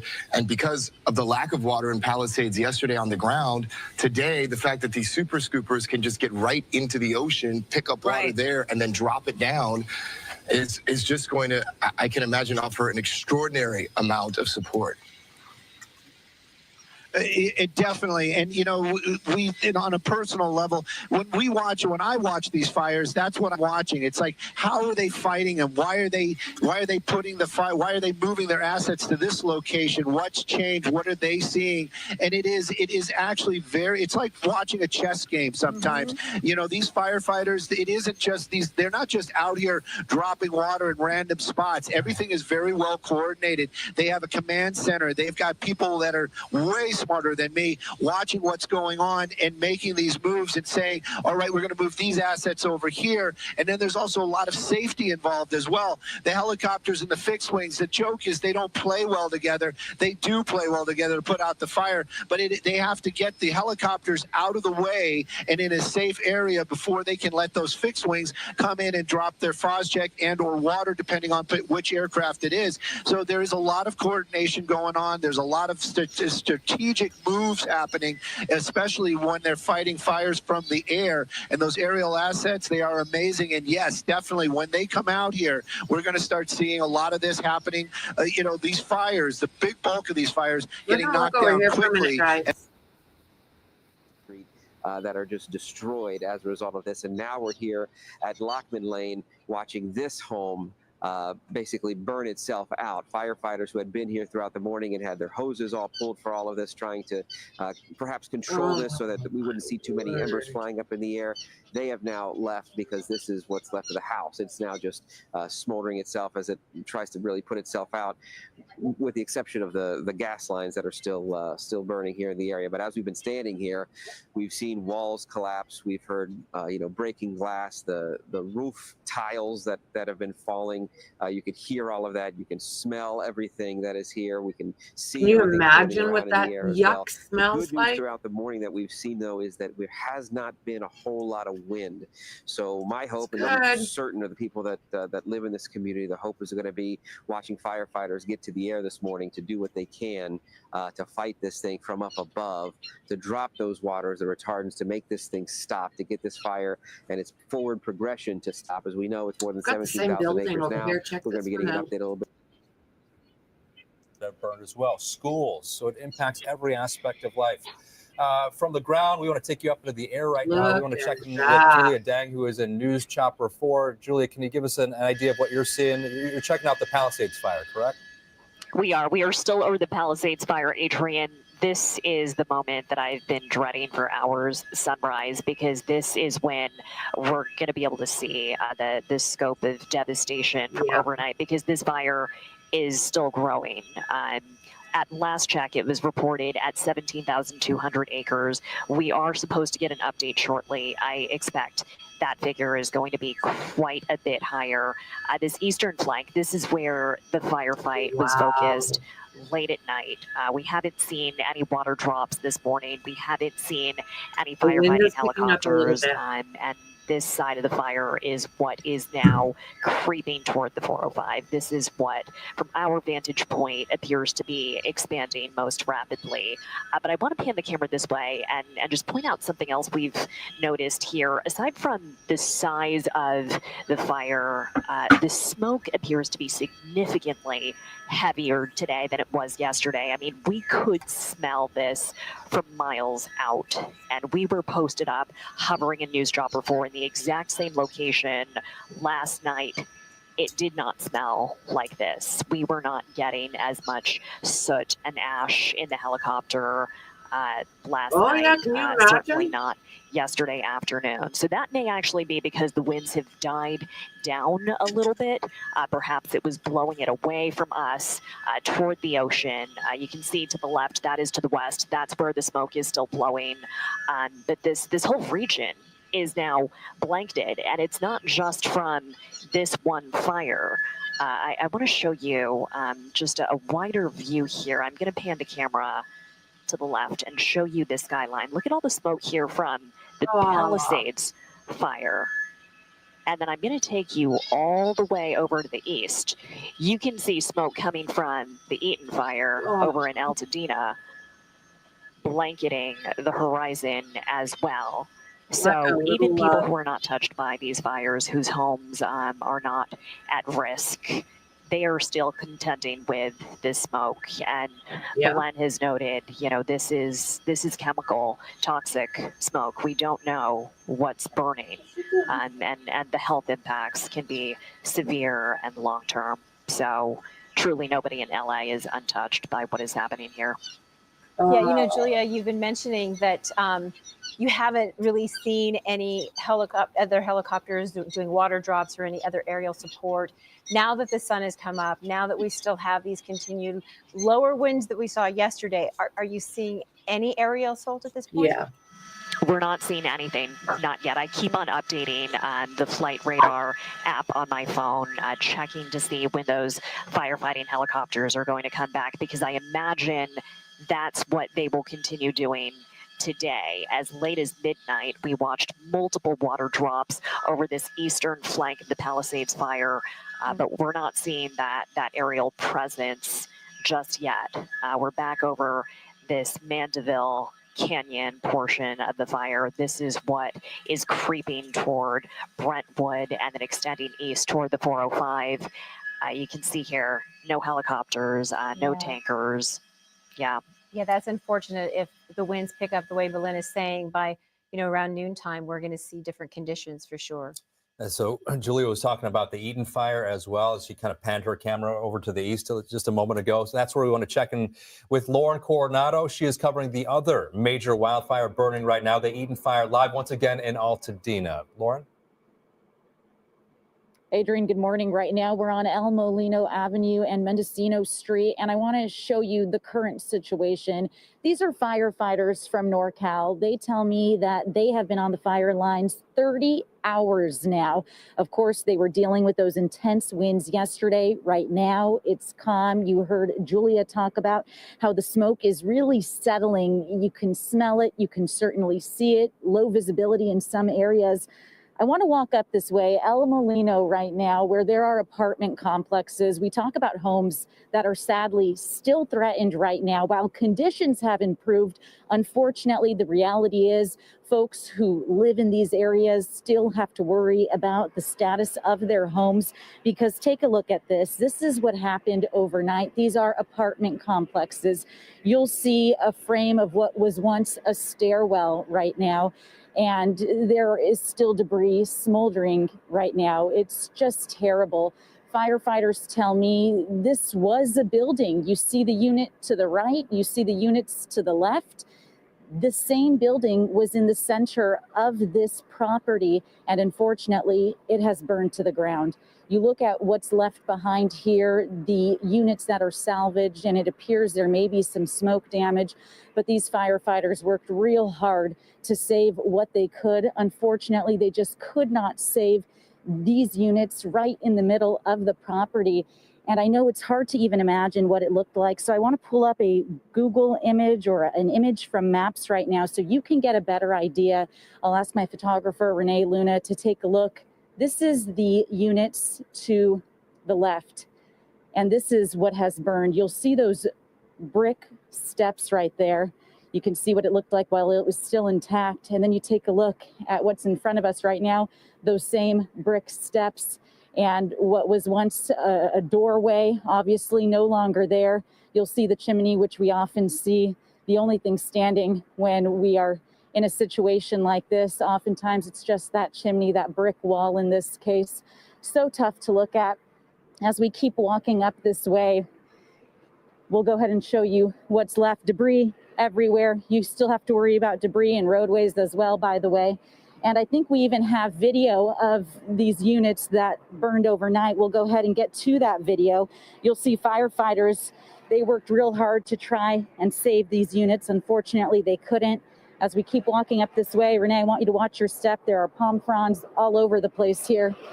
I talked with these firefighters who can't go on camera, but they told me that, again, they've worked 30 hours now. They came straight from NorCal. They said the winds were so intense when they first arrived. They're trying to get a rest. It's so tough. Look at these images right now. 30 hours. Oh. heartbreaking when you see them take just a minute to get some rest, just a short break, because they're going to get back at it right now. It's so heartbreaking when we see this, because they're working so hard to save lives and property, and they're doing a good job at it, regardless of this structure that didn't make it. Take a look at the homes right next door to it that did make it. Of course, people so grateful for the work that they're doing out here. Power lines down, obviously. One of the big issues out here are gas lines. We understand that the gas company has been out here working to turn off gas lines, to shut off gas lines, because that has been an issue. We had seen fires that just were continuing to burn because of that. So we know that they've been working to turn those off. We're starting to see more utility companies out here as well. And while it doesn't look like there's too much activity happening right now, we've been all over the Altadena area, and there are still a lot of areas that are burning. Not long ago, we were around the corner from here. Still some hot spots right there, by the way, some active flames. We were around the corner from here where there was a home lots of hot spots that was destroyed, and garages were burning behind it, threatening homes next to it. I asked firefighters, what's the game plan? They said to protect the homes, the neighbors' homes, because these neighbors, they're under the impression their home survived, but then you have a new fire that pops up, those garages threatening the homes right next door. They walked into a neighbor's home and they did their best to protect it, and thankfully they did. Firefighters really working hard to make sure that they could protect homes and continue to do that. Now we're going to go ahead and go around the corner. There is a magnet school not far from where we're at right now, the Elliott Arts Magnet School. We understand that we have new video of what the destruction looks like inside of that school. Really intense images. We're going to make sure to bring that to you. We're going to go check out that school right now and keep you posted with that live update in the next few minutes. Reporting live, I'm Lauren Coronado for Today in LA. All right, Lauren, thank you for that. The images are striking, especially now that the sun is up. We'll continue to check back with you throughout the morning. We have learned that all evacuation orders for the Sunset Fire in the Hollywood Hills will be lifted in just about 45 minutes at 7:30 this morning. And perhaps you were up watching with us last night. This one looked really scary. The fire started just before 6 last night, close to Runyon Canyon, the hiking area just west of it, and it has burned at least 60 acres. Firefighters worked really hard to ensure that there were no flare-ups, and they're going to continue to do so. Crews are asking residents to try to be as patient as possible, as we know that they want to return home, but there's still work to do, and they have to make sure that these things don't flare back up. All right, it is 6:46. So, Belen, I want to ask you about the shot that Julia was showing us from News Chopper 4. This.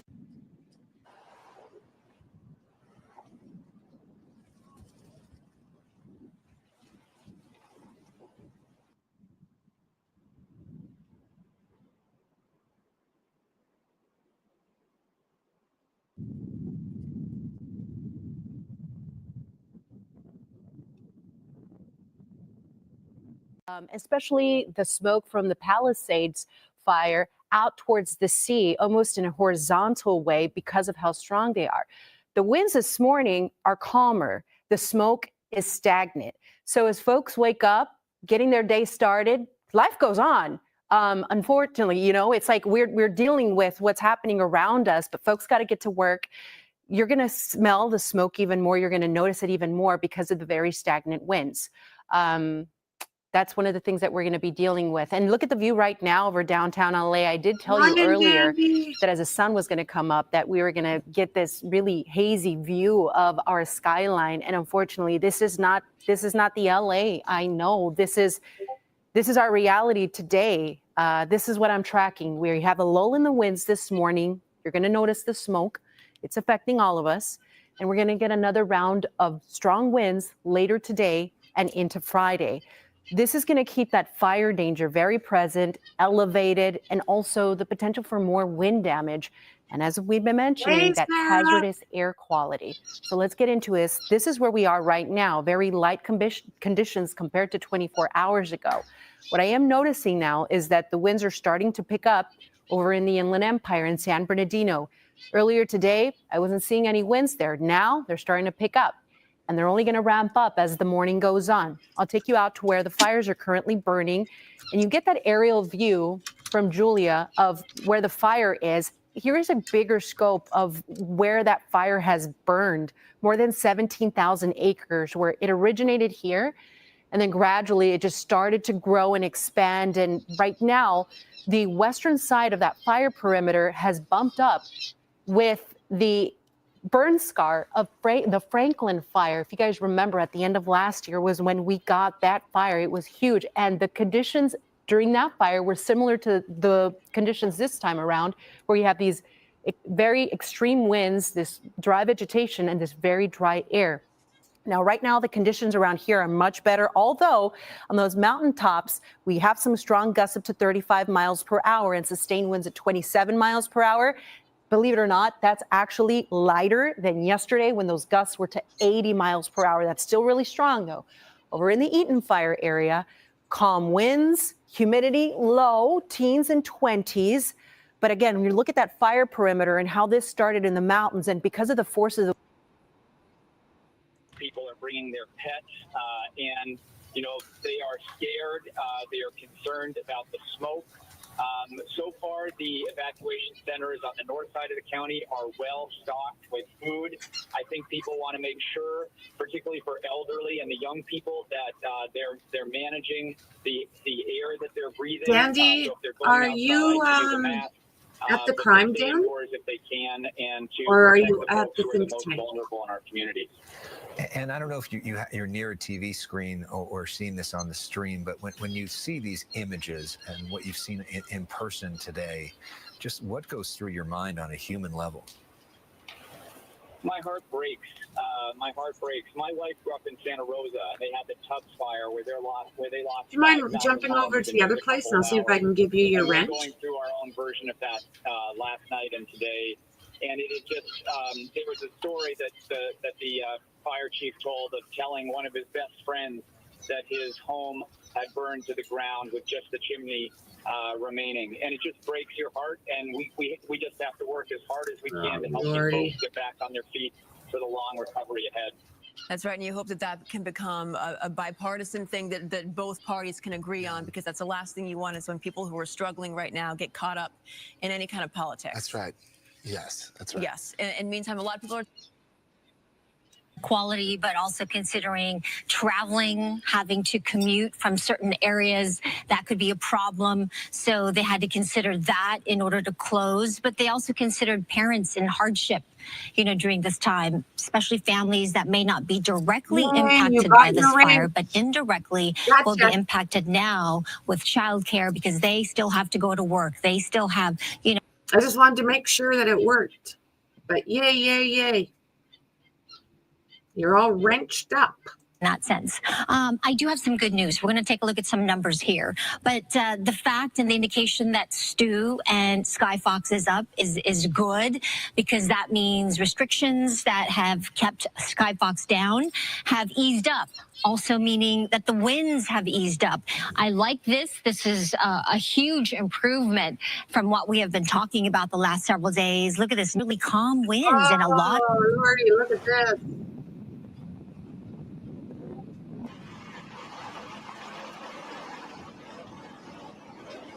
Oh.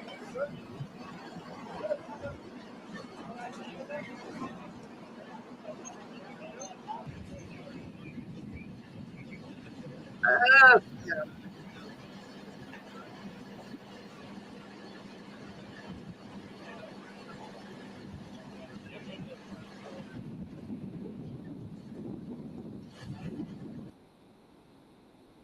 Complex that has gone up. There's a multi-level apartment complex here and a string of other multi-level apartment complexes that have not burned. However, there are no firefighters here. If you've noticed, we haven't seen a fire crew in quite some time. That's because they have been diverted to other places where structure protection is needed. And again, these are multi-level, hundreds of people living in these apartment complexes. They have been evacuated, but there's a chance that those may go up because there are flames on three sides of those apartment complexes. There are some firefighters right here, more apartment complexes as we come up to El Medio, but now we are starting to approach the Palisades that we know.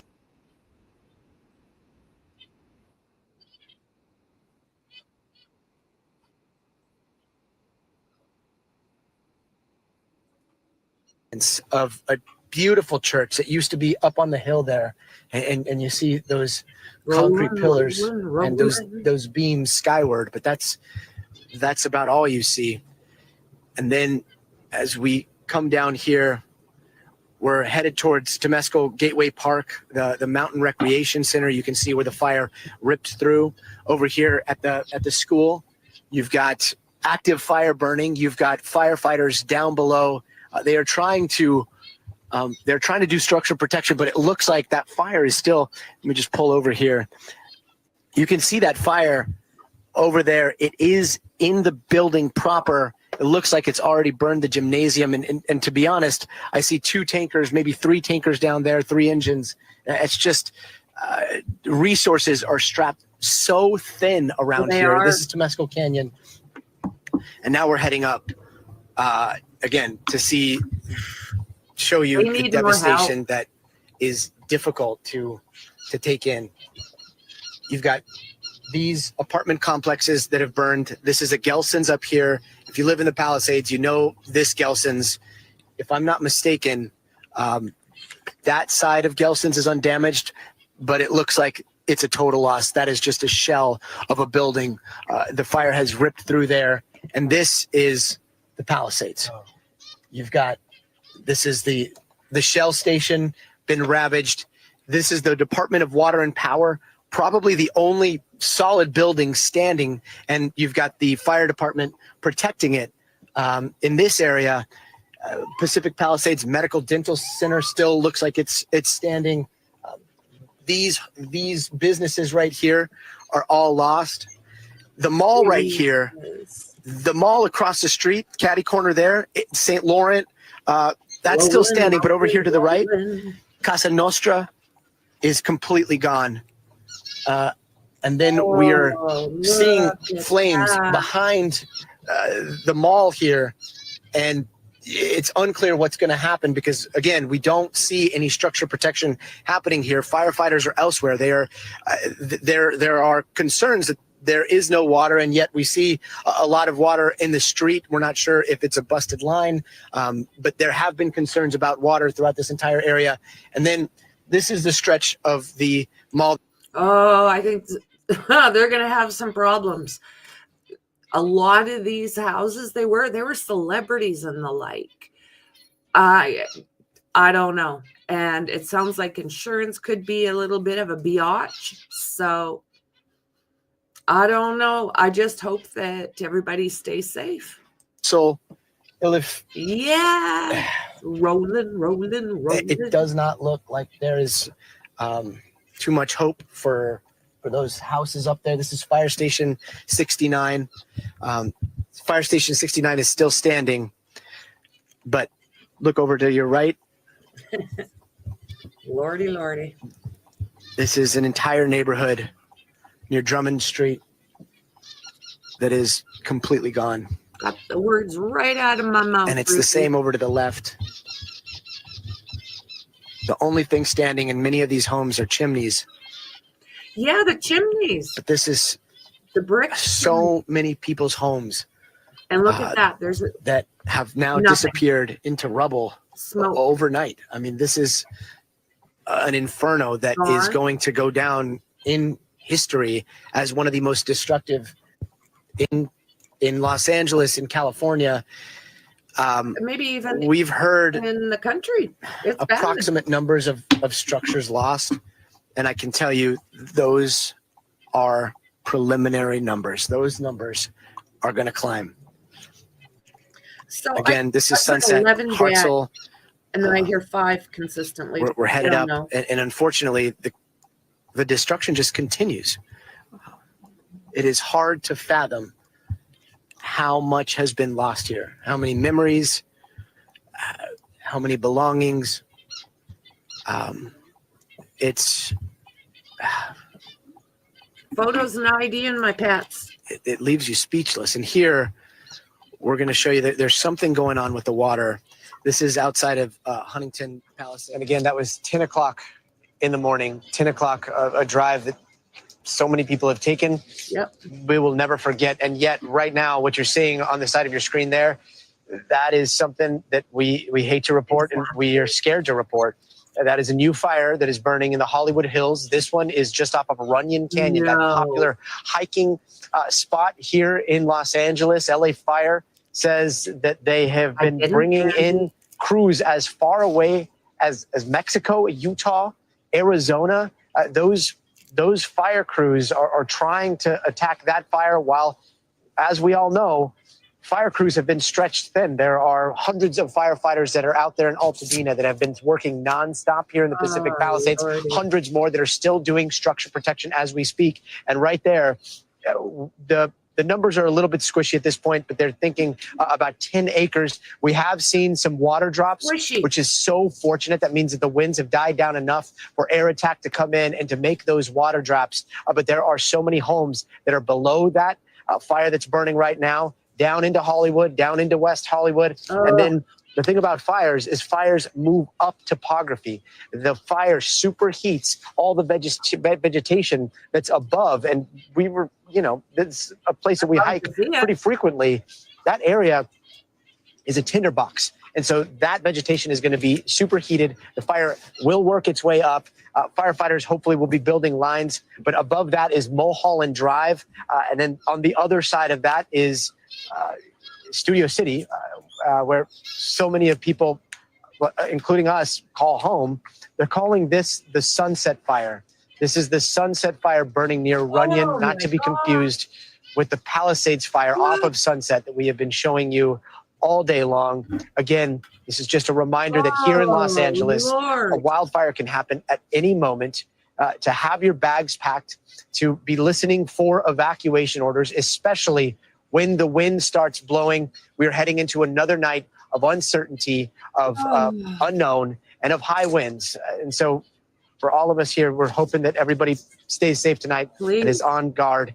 For that, I'm Gotti Schwartz. We're going to wrap it up here. These historic wildfires that continue right now in the Pacific Palisades. But you can watch more on NBC News now.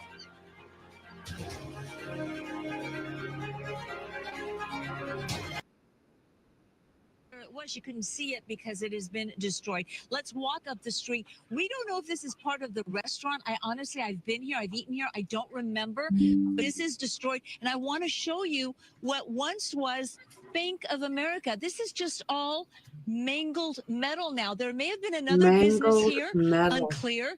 No signs, everything has just been destroyed. Take a look at the Bank of America ATMs. They've basically just melted, when we assume with all the money inside, but they're gone. And then we walk towards the main branch doors here, again on the 15,300 block of Sunset Boulevard, and look inside. Everything is gone. And one of the questions I had for my photographer, asked him if he knew, what happens to the safe? I mean, we're always told to put our valuables, our treasures, in the safe. What happens when a bank burns to the ground? Does the safe remain standing, or is the heat simply too intense and everything inside is destroyed? Melvin, you mentioned very important mom and pop businesses. Take a look. We're going to cross the street in our next live shot. But all of those businesses that you see destroyed, those are small shops, family owned. We're talking about a hair salon, a nail salon, a gymnastics studio, Palisades Flowers. They are all gone. Those are all small businesses. How they will survive this? Well, that remains to be seen. But a lot of destruction here on Sunset Boulevard in Pacific Palisades, including this very popular strip mall. Again, the Italian restaurant, the Starbucks, the Bank of America. And this is just one of several banks that have been destroyed here in the Palisades. We will send it back to you, and we'll have much more coming up on Good Day LA. That is just, Gigi, that is just surreal to look at. Yes. It really, you talk about Hollywood, it does look like a movie set. It really does. I just drove by there on Saturday. Look at that. Oh. Look at that. It's just metal. You can't even begin to see where one business started, the other ended. And if anybody knows what happens to the safe, can you just send me a message on social media or call our station and let me know? I'm just curious because, we're always told, don't keep your valuables at home. Us over here for a minute, guys.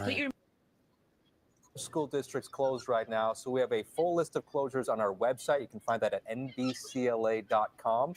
Firefighters, law enforcement officers, elected officials are scheduled to hold a news conference at 8 o'clock this morning. So in less than an hour, are expecting the latest information on these wildfires that are burning throughout Southern California. As soon as that begins, we'll bring that to you live. 7:02 right now. We want to get a look at the Palisades fire live from News Chopper 4. Now that the sun is up and daylight is there, we're getting a better idea of the devastation. NBC4's Julia Dang is live in News Chopper 4. Julia, I know you wanted to be able to document what was happening, but at the same time, you didn't want to have to see this. Yeah, nobody wants to see this, Lynette. Portions of our iconic coastline are completely unrecognizable now. And this picture you're looking at, this is very different from what we showed you earlier this morning before the sun was up.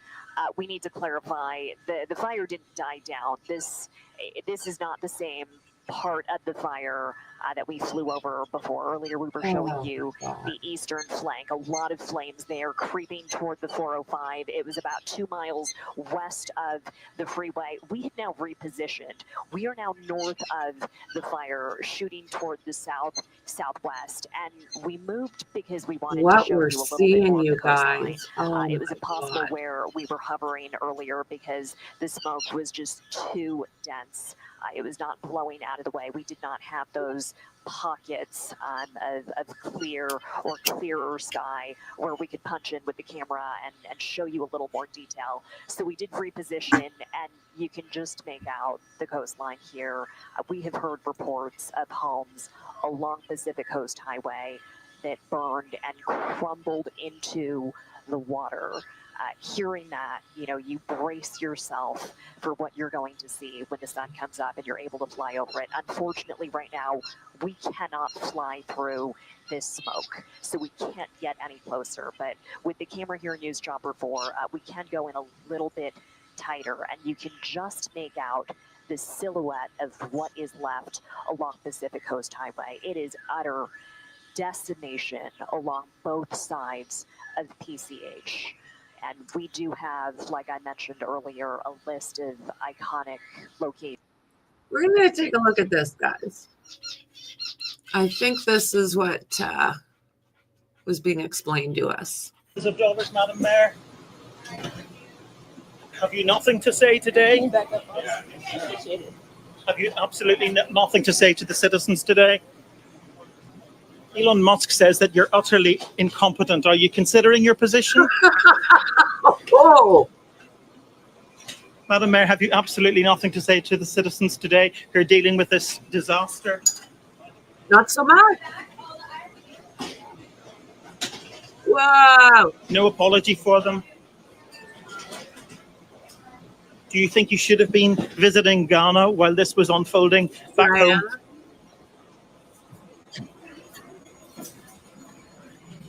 She's just like not saying a word. He's on total ignore.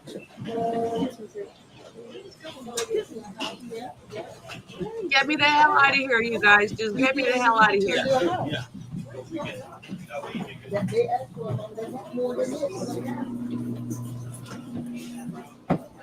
Madam Mayor, let me ask you just again, have you anything to say to the citizens today as you return? Uh-oh, I'm trapped. I'm trapped. Madam Mayor, just a few words for the citizens today as you return to deal with the catastrophe. Yeah, not a word. Not a word. Thank you for your reporting out there. To the left? To the left? Go ahead. To the left. Thank you. Yeah. Okay. No, I was just going to say to the left, now blended into the Italian restaurant is the Starbucks. Of course, Starbucks is a corporation. It will be easier for them to rebuild most likely if they choose to rebuild in this community. But now it's just one lot of mingled metal and the roof and concrete. Look at that. Oh, my goodness. Gigi, thank you. Those are some incredible visuals that you were able to just show us. And so we're going to do a bit of a reset to welcome everybody in to Good Day LA at 7 o'clock. The scope of these fires, as you just saw from Gigi, is just absolutely unimaginable. Flames are ravaging homes, threatening communities, leaving thousands of people with really nowhere to go. Nowhere to go and left to move through this new normal that many of us that haven't. It's still here. All of these homes on PCH are destroyed. until that home over there, way in the distance. It's horrifying. And as we walk this way, you know, there were, so we're just, this is PCH right here. So that's why we're staying on the side of the road on the shoulder. This is a car that is burned through. And I can tell you, I wish. Look at how close they lived to that ocean. There's right so off the many highway. different things. At some point, sulfur, Joel, watch out for the van. I don't think This is Malibu. Different chemicals. But this is just unimaginable. Oh my God. And I'm so sorry to anyone who is watching this, who has been watching our coverage, who is learning through these images that you lost your home. They have, Dan, dude. At least here on PCH, we've driven all the way from the 10 to Malibu, just east of Pepperdine. Look at all the debris in the majority water of from things this. are gone. There are still some businesses standing. There are pockets of homes that are still standing, but it definitely is the minority as you walk along the highway. God. Power lines, these are all, they don't have power anymore. So we're safe here. But look across the street. Yes, it was, Tracy. I think That's it's what 3 I've more properties learned. with cars parked on the side of the road. You know, I wonder Yep, who were these right near the people who were ocean in and those gone. cars? Were they some of the people who ran for their lives? Were they people who lived there? You don't know. But, I mean, it's just, you can see the ocean. It just, your mind is trying to comprehend, how is there all of this water? There's an ocean. Yeah. And then there's all this destruction just right back onto it. Right here, where Joel and I are trying to figure out what happened here. Somehow this motorcycle is on top of all of these power lines. Don't know what happened here, but certainly a reminder. Only law enforcement and fire crews and media should be here. There's downed power lines. It looks like somehow this motorcycle ended up on top of those. I hope they were de-energized. This is another home here that's still smoldering. And you can see the border, the patio. You can still see that dining table and the steps to the ocean. Look at that. I feel I'm physically hurting for everyone whose homes that we are showing. And it is a privilege for us to be here. And it's a privilege for us to be able to show you this. Yeah, it is. And we don't take this lightly at all. And then just one random house. Let's talk a little bit more this way, Joel. As you're walking and showing us all of this, Brittany, you're very close to Carbon Beach, which I think is, over the years has been called Millionaires Beach. A lot of very exclusive celebrity homes there. I believe Paris Hilton has a home there that she's talked about on social media that burned to the ground, that she's had for many, many years. Cher, she had a home not too far from where you are. There's some very celebrated homes with a lot of history along that area. So even though sometimes when you're looking at it from the street, it looks like a very modest home, a garage and an entryway, but it goes down the hillside and leads right up to the ocean. Yeah. Before the threat was with a high wave, I've surfed. But now we see what happens when a destructive fire comes through with these kinds of winds. It's just beyond your imagination. It's just going to be one big mudslide now when the rain comes. I've covered a lot of different fires. Never anything like this. In fact, Joel, our photographer, he was saying this reminds him a lot of the Oakland fire back in the 90s when he and firefighters were running for their lives, trying to protect themselves. And he said this is the only time he's seen destruction that's similar to that. But an example, Lynette, of one of those homes you were saying where the front facade is modest, you can see this home. So Joel, if you turn around like 180, it's one of those things, right? And that's what people have been asking us too, is how did my home survive? Yeah. How did theirs not? How does this make sense?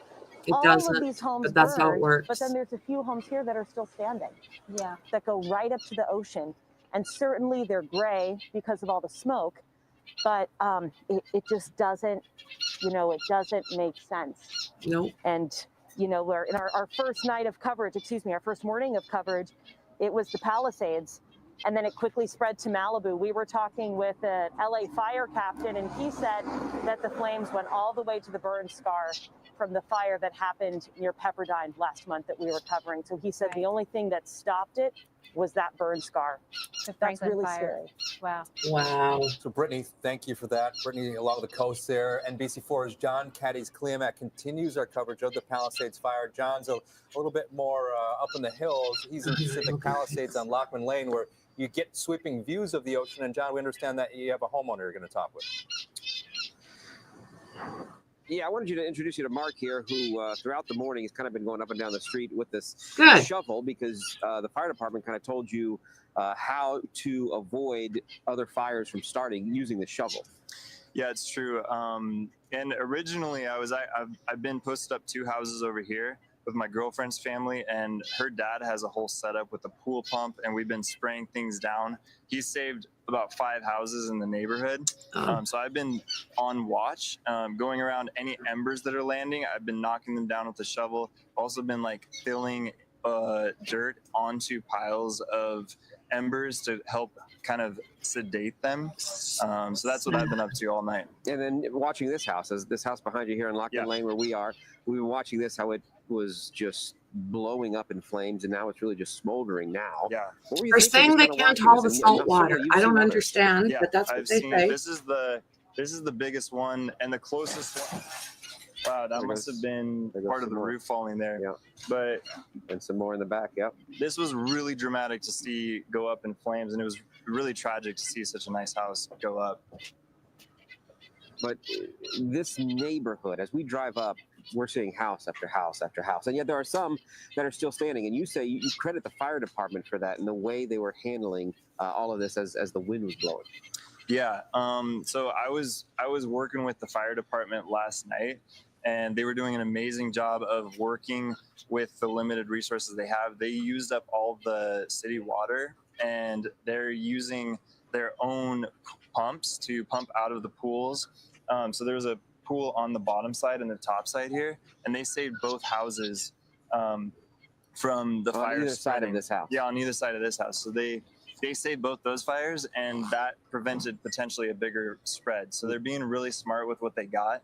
They're really good at what they do, and they just don't have a lot of personnel out here because they are put where the fire is burning really hot. So the people that are here, they have to kind of run around and do everything that they can, and they're doing a great job. There's a lot of houses still standing here, more than I thought. What do you think about people who, at some point, they're going to be allowed back in here? They're going to see what's left. There are going to be people who have lost homes. There are going to be people who haven't. What do you think that those who come and see what has been lost, what do you think they should be thinking through this? It's I don't even know how to say that. I can't imagine having a house like this, maybe someone their whole life, and there's so much sentimental value to it. There's so much security in it. I can't imagine. That's something that would take a long time to process. I think also a lot of people are going to come up here and be relieved and ecstatic to see that their houses are still standing. So it's going to be a lot of mixed emotions. Hopefully we'll find out sooner rather than later when that'll happen. Mark, thank you very much for doing that with us. Again, where we are this morning here on Lockman Lane, the house that we've been kind of keeping an eye on. I don't know if you guys still have that photo to show what it looked like prior to the fire itself. You see the difference between the two, the beautiful view that it had of the ocean from here. 4,500 square foot home, 5-bed, 5-bath. It is just, it is nothing. And you saw here the walls continue to fall as the fire continues to just engulf this thing and smolder as it really starts to put itself out. But firefighters working throughout the night. The wind has really, really died down, which is certainly some great news. And again, we're just waiting to see when we start to see those aerial attacks happen again, guys. You know, John, it's just shocking to think about when you first started doing your live reports early this morning. We could see the flames coming through the garage doors. And it's so striking to think that that entire house was burned. I'm going to just pan to show people how big this house is, because from the front you can't tell, but this is a massive house. It's very, very large. It's a $25,000 a month house, 4,500 square feet. So it's a huge house that has been burning all morning long, and we've watched it just completely burn. Yeah, and you heard and saw some of the walls falling too, right there as we were talking to Mark. And that throughout the night has been happening at homes all up and down the area here. We were on Bollinger near Marquez earlier this morning and showed you that. All the homes on that street still that had caught 0%. fire just overnight. So we're talking about this fire that Oh, continues look over to here, burn. friends. Actually, now that I'm looking at it, I'm being serious, because I was seeing that plume of smoke right there, and that one was actually, it was my indication, thinking that maybe the winds had changed and it was kind of pushing it all off to the north. But now when you look at the lower stuff right there, it's still doing that same thing. It's just kind of pushing it down over towards the water, and that's out to the south. Now you can see a lot of those street names out there as we push in. We got to kind of clean it up as we try to get through that smoke and haze down there.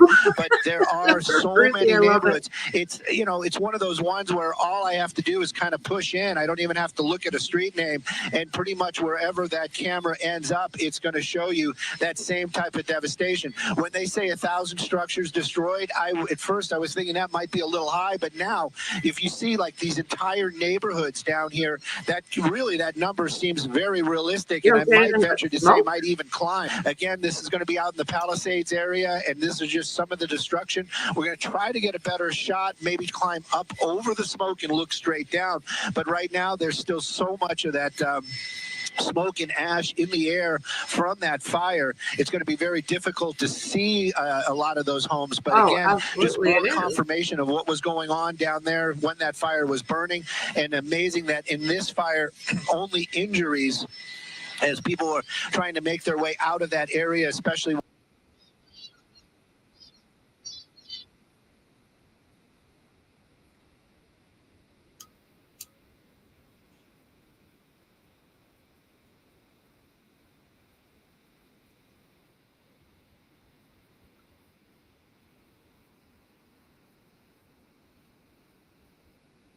Yes.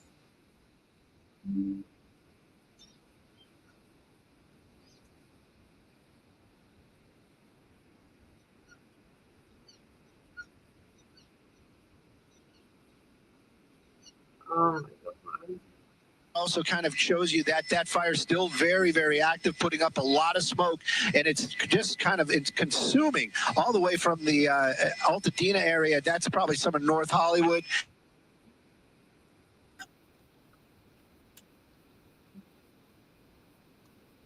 To the Palisades fire. This one's still very active as well, but that firefight continuing, and hopefully they're going to start getting aerial assets out here and start taking care of those hot spots up in the hills. You know, it's the air quality, no matter where you are in our viewing area, you're going to be impacted by this. We talked to an allergist yesterday, in fact, who said that if you're outside, you should be wearing one of those masks, the ones that we used during COVID times, if you remember, and if one's available to you, that is. I bet you those little alien twats are like gone. Not flying around California. Toxicity of the air, you just don't know what's in it, and you don't really want to take any chances. So if you can, the materials from these buildings, if you can work from home, do that. A lot of people, Maria, have actually, I think they've been paying attention to that because the roads were in pretty good shape going back and forth yesterday. I think so. I think people are trying to help. Overhead, the Palisades fire, which has burned 17,000 acres. Good morning, Stu. Hey, good morning to you and good morning to everybody. And it might not be such a great morning to a lot of folks in the Palisades area. Now, Skyfox just getting back up over the Palisades area. That sun definitely rising, but that smoke so very, very thick. I'm looking at one of those neighborhoods, and just peeking at one of the neighborhoods, and this is going to be on the far, would be the northern part of the Palisades area. And it might be still a little difficult to make out, but those are rows and rows of foundations that used to be homes. And this is just a portion of that devastation. I can actually bring up the map real quick. Excuse me. And you can start seeing some of the road names out there. Now, we're going to try to move Skyfox maybe a little bit off to the left and then maybe make our way a little closer to that area. But this is the first peak of the devastation that I've seen since this fire started. You can see that there are some definite homes that are still standing in that neighborhood, but for the most part, most of the homes getting pretty hard to leveled. see. There is pretty much nothing left down there except for just the rubble and the areas that were the foundation. Oh, I so Getting a little bit of a appreciate wider you. shot just to get you a bigger picture of what we're shooting through. That is all the smoke from the fire. The winds actually just have changed again a little bit. This smoke was actually blowing more towards, well, actually, now that I'm looking at it, I'm being serious, because I was seeing that plume of smoke right there, and that one was actually was my indication, thinking that maybe the winds had changed and it was kind of pushing it all off to the north. But now when you look at the lower stuff right there, it's still doing that same thing. It's just kind of pushing it down over towards the water, and that's out to the south. Now you can see a lot of those street names out there as we push in. We got to kind of clean it up as we try to get through that smoke and haze down there. But there are so many neighborhoods. It's, you know, it's one of those ones where all I have to do is kind of push in. I don't even have to look at a street name, and pretty much wherever that camera ends up, it's going to show you that same type of devastation. When they say 1,000 structures destroyed, at first I was thinking that might be a little high, but now if you see like these entire neighborhoods down here, that really that number seems very realistic. And I might bet problems persist with these massive wildfires. I do want to continue to update you here on some other news coming from LA County right now. We are expecting an update coming up in about an hour from the LA mayor and other city officials as well. Oh my God, right. And now we are going to go back out to the coverage, Fox 11 Los Angeles, right now for more of their coverage. Just local folks, but you meet people here for dinner. They were well known for their patio, their service, their food, and that's gone. And we have to imagine it is a smaller, independently owned business affected. And if you're the business owner that had to watch this happen, or now go survey the damage, oh my goodness. We can only imagine. Look at the inside. The restaurant is completely gone. Gigi, thank you for your reporting out and there. To the left. Go ahead. To the left. Thank you. Yeah. Okay.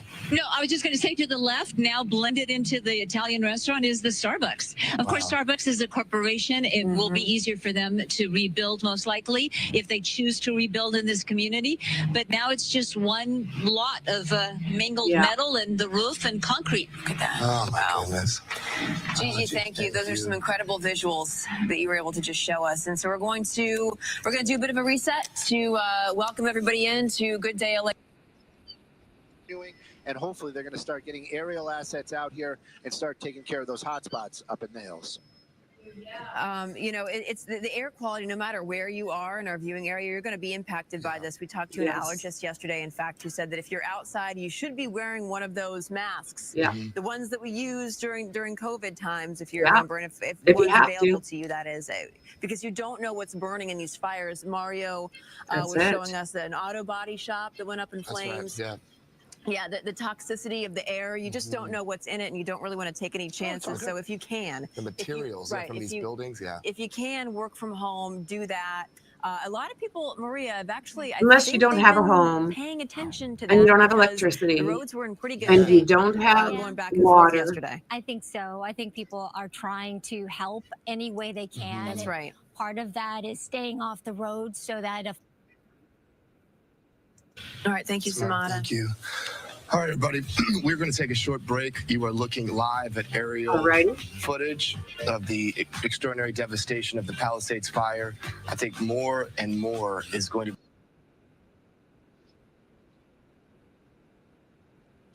I think we're going to find out more and more as the sun comes up. I agree with that.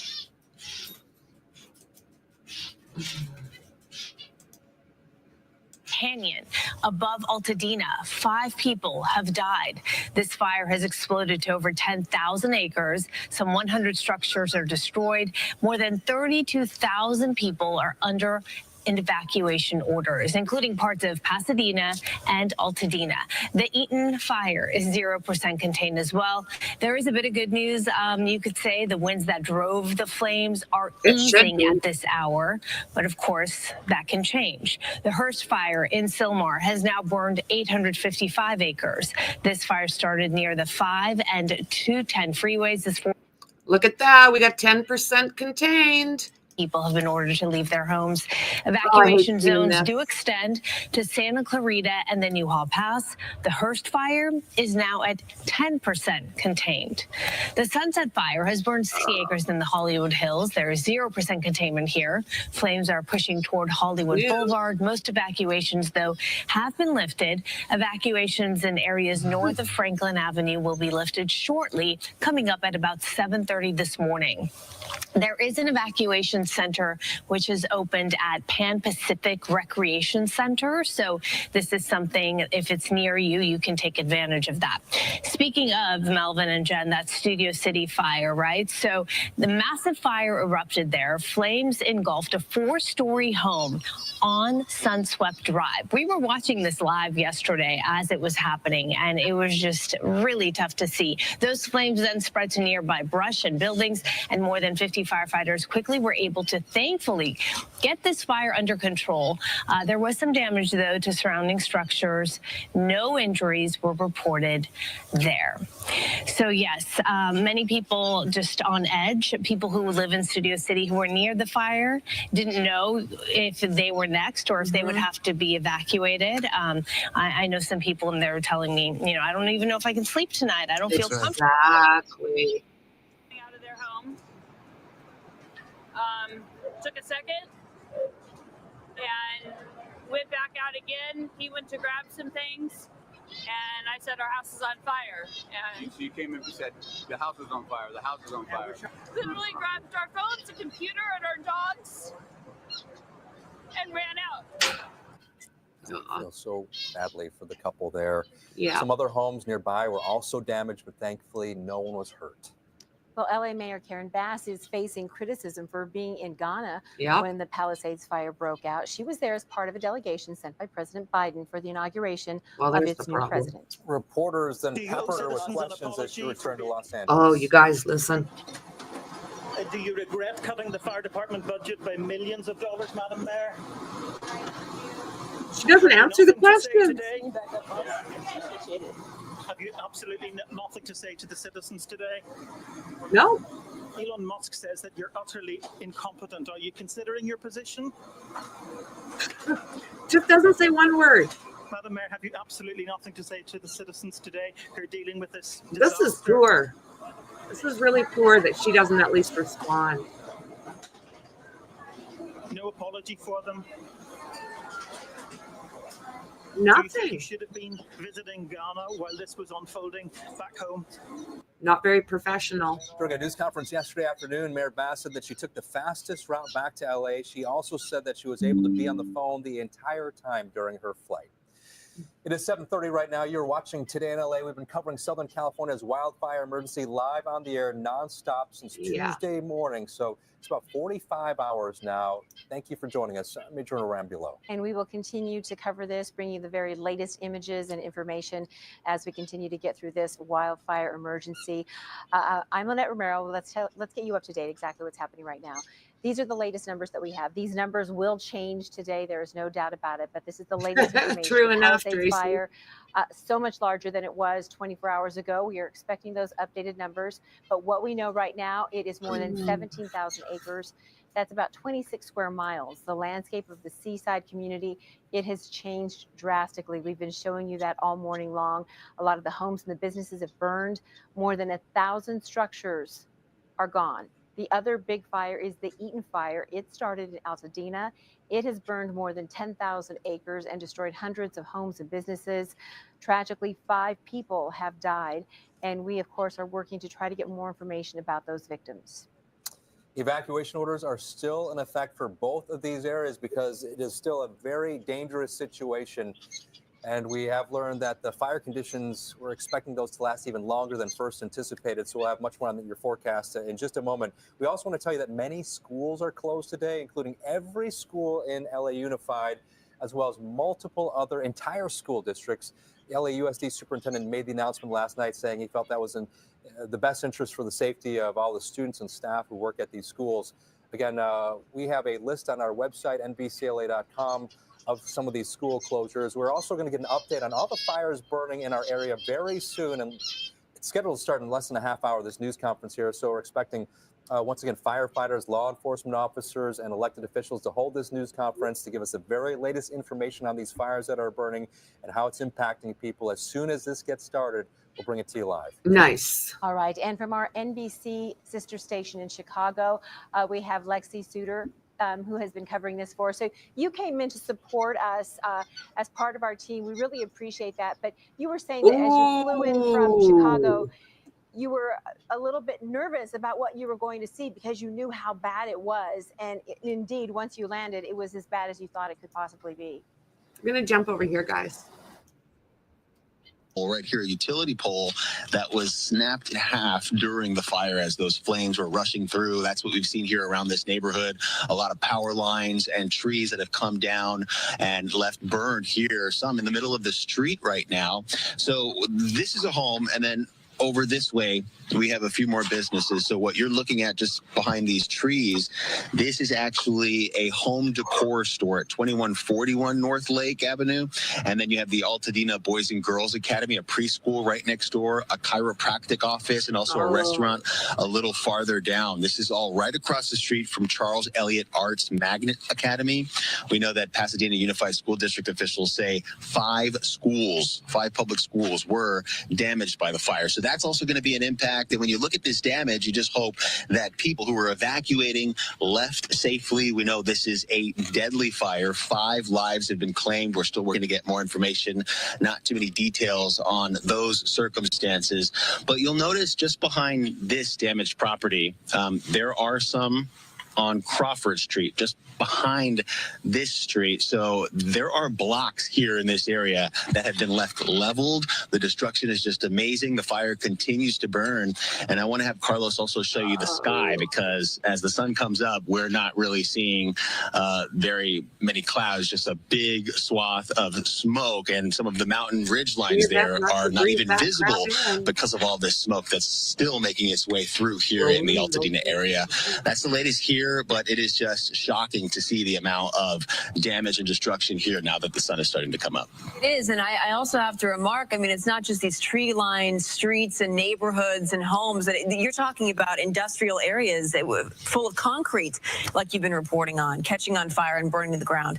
Jeez, what a fire. And to be honest, we don't know what has been burning. A lot of these buildings that are no longer there, we don't know what was inside. Maybe some materials that are toxic and people could be breathing them in. So that's always a big concern. There's an auto shop, a Brake Masters, just 2 buildings down, that's also been leveled. So just imagine the fumes, some of the chemicals that are coming out of these structures. Definitely not a good situation for anybody around these areas. All right, Mario, thank you very much for being out there for us. We'll check in with you in just a little bit. The magnitude and the impact of these fires across all these various communities are great, and it hasn't just affected those that have a certain amount of means or those that have accumulated a certain amount of wealth. There are all different types of people that have been impacted here, people in apartments, elderly and otherwise. This is a live look of an aerial view of the Pacific Palisades. We'll have the There's a gymnastics center here. There was a hair salon here. I can't tell where everything was, but these are smaller businesses. And not only is the business owner out of business, and maybe temporary, we hope, but not only is the business owner out of business, what about all the employees? What about all the lovely men and women who do nails in these nail salons? What about all our stylists who cut our hair? What do? They move to another salon. If they're lucky, they rent another station maybe somewhere. What does the florist do until they can rebuild? The devastation is just all over. And behind this, I just walked behind this. I don't even know what it once was, but there's an entire collapsed building in the back of these little shops here on Sunset Boulevard. Some of the damage is very reminiscent of what we saw in 1994 at the Northridge earthquake, when we saw apartment buildings collapse and then catch fire.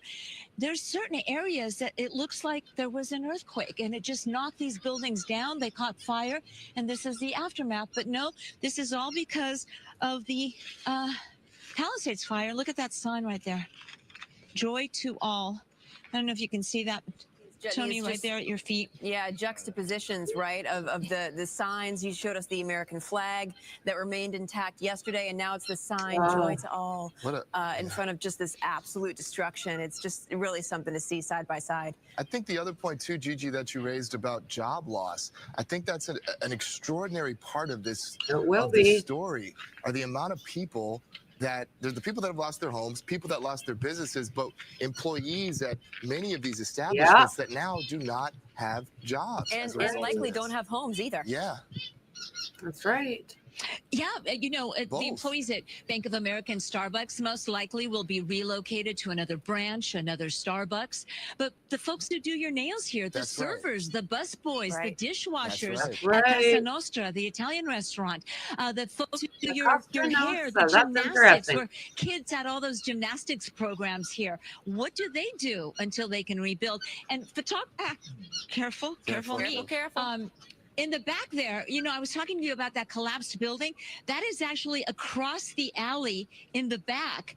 I don't even know what that is. But that entire building, if you pan off to the right, you can see some of the debris.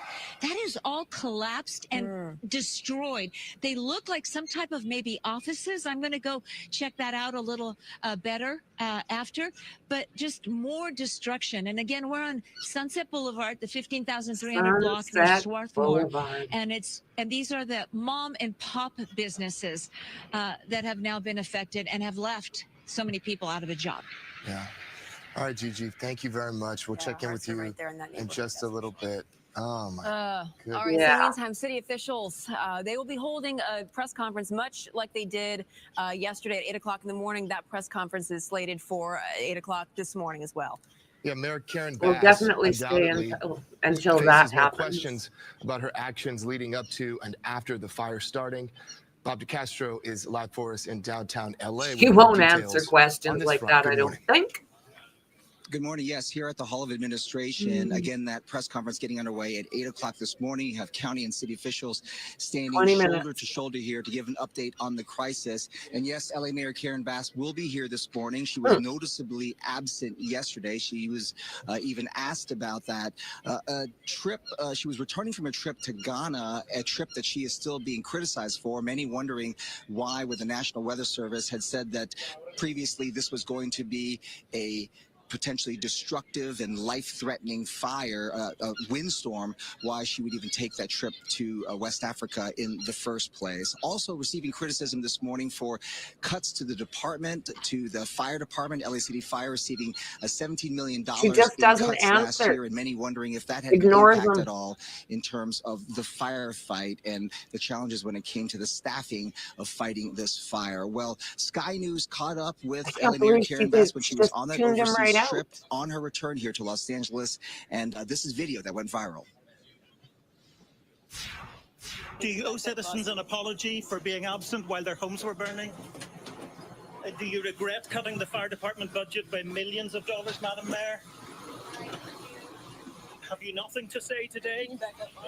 Right. Have you absolutely nothing to say to the citizens today? Elon Musk says that you're utterly incompetent. Are you considering your position? Madam Mayor, have you absolutely nothing to say to the citizens today who are dealing with this disaster? Not one word. Chew them right out. No apology for them? Do you think you should have been visiting Ghana while this was unfolding back home? Taxpayers' money. I just Mayor think Best did return she should have said yesterday something. from that trip overseas, and she held a Anything. press conference last night. She did address that trip and said that she was in constant contact with emergency officials. Is going to be an effort of all of us coming together, and we have to resist any effort to pull us apart. In terms of my flight home, I was on a military flight, as I mentioned, which allowed me to be in constant communication. I was on the phone, on the plane, almost every hour of the flight. So although I was not physically here, I was in contact with many of the individuals that are standing here throughout the entire time. When my flight landed, immediately went to the fire zone and saw what happened in Pacific Palisades. Thank you. And again, Yep, Mayor that's Bass the expected to mayor. be at this press conference, again, starting at 8 o'clock this morning. In addition to those questions, there are so many other questions that people in this area have, including the firefight, now that the winds that we're dealing with are not the same winds, but more of a traditional Santa Ana wind pattern that we're dealing with, and we can get air assets in the air. Is this the day that we can finally turn a corner and perhaps get some containment on all of the fire lines? Questions that I will be hope asked so. today, and of course we'll be here live as we're covering this press conference that gets underway at 8 o'clock this morning. Yeah, Bob, I think in the coming days, you're going to be talking about issues of preparation. Why did firefighters, specifically in the Palisades, run out of water? Why was the LAFD begging for more firefighters to join their ranks, off-duty firefighters, volunteers? We knew this was coming. We knew that at some point, all of these elements would converge to make for a catastrophic fire event. And I think these questions in the days to come are going to get louder and louder and louder. And I do hope that the mayor of Was she on Los a commercial Angeles does flight? something to address some of these concerns here. These are not just questions that the mayor, but perhaps people across the state have to answer. Governor Newsom. And that issue in the Palisades is not just the issue in the Palisades. People in Altadena had also experienced a severe pressure loss in all of their hoses when they were trying to fight those fires as well. They said they did not have any water. So these are all issues, infrastructure issues that certainly will be asked, and perhaps we'll get some answers to in the next days, the weeks, and months, and perhaps years to come. Thanks, Bob. I think, after the Woolsey fire, there was a big conversation and investigation even about communication and how the communication fell through there. And I think here, we're probably going to see lots of conversation about especially this water and what happened there, and the lack of funding and preparation amongst, within the LAFD. Yeah. Yeah. All right. Thank you. And we'll be taking that press conference live as it happens, set for 8 o'clock. And they were very prompt, we should say, yesterday when the news conference started. So 8 o'clock. And I want to clarify something. The lack of preparation to support the firefighters that we're trying to fight, because we're very grateful for. I just want to be very clear about that. They are doing the absolute best, and they were left helpless in many situations. Those poor men and women just trying to do their job. They needed support. And going above and beyond, you're seeing videos of them helping pets, Really, trying to bring out some belongings, leaving their families behind. That's right. And many of them who probably experience loss, Billy extraordinary in her loss in their ranch. own lives, that were able to tend to their homes or their families because they were protecting structures and protecting all the residents across Southern California. We cannot say thank you enough to these brave men and women for everything that they have done against extraordinary odds. And I have to say some words from the mayor. And in that situation, when she stood silent for a full 2 minutes while she was getting, a grilling from that Sky News reporter, but saying something about the gratitude for these firefighters, and our hearts go out to some of the people who have lost everything. Something would have been nice. Some of these, some words. The firefighters have been working, some of them over 24, 45 hours. Absolutely. I texted one yesterday, Cameron, LAFD 88, checking in on him, and he got back to me over 12 hours later. He's like, sorry, I bet it is. And what they're seeing and what they're experiencing right in the midst of harm to protect structures as best they can, people's lives as best they can. Thank you to all of the brave men and women out there. Thank you from all of us. My goodness. Here. All right, Amanda, what's up? Well, we've heard the saying, stars, they're just like us. And this is such a moment where we are seeing that, from local mom and pop shops to some of our favorite stars. Everyone is being affected somehow by these fires. Many have fled during evacuations in the area, while others have lost their homes completely, all their memories. I had a friend from college just text me me a picture of what Eugene stands Levy. from her house. Every photo gone. Page 6 reporting Paris Hilton, Heidi Montag, Spencer Pratt, Leighton Meester, Adam Brody, Anna Faris, Miles Teller, Eugene Levy, Anthony Hopkins, Billy Crystal, Tom Hanks, Rita Wilson, and John Goodman are among the stars who have lost their homes. Wow. Many shared emotional messages on social media expressing heartbreak over the loss of such cherished memories. Others, like Ben Affleck, Mandy Moore, Mark Hamill, were forced to evacuate. Celebrities like Ricky Lake described their homes as heaven on earth in perfection, now reduced to ashes. Actor James Woods posted a series of videos on X showing his home and his neighbors' homes surrounded by smoke and flames. Woods says that his family evacuated from the area safely. He commended first responders and members of the community for evacuating children from elementary schools within the neighborhood. And Paris Hilton posting on Instagram saying that she learned her Malibu home was lost while watching it burn on live television. She adds no one should ever have to experience that. Jamie Lee Curtis speaking out about devastating wildfires in Pacific Palisades. I saw that. Yeah, she got very emotional, as I can imagine. She shared this video on social media that her family is safe, but many friends may lose their homes. She described the situation as terrifying and expressed gratitude to firefighters and neighbors helping each other. You're really seeing the community come together right now. She urged everyone to stay safe, support one another, and let first responders do their work.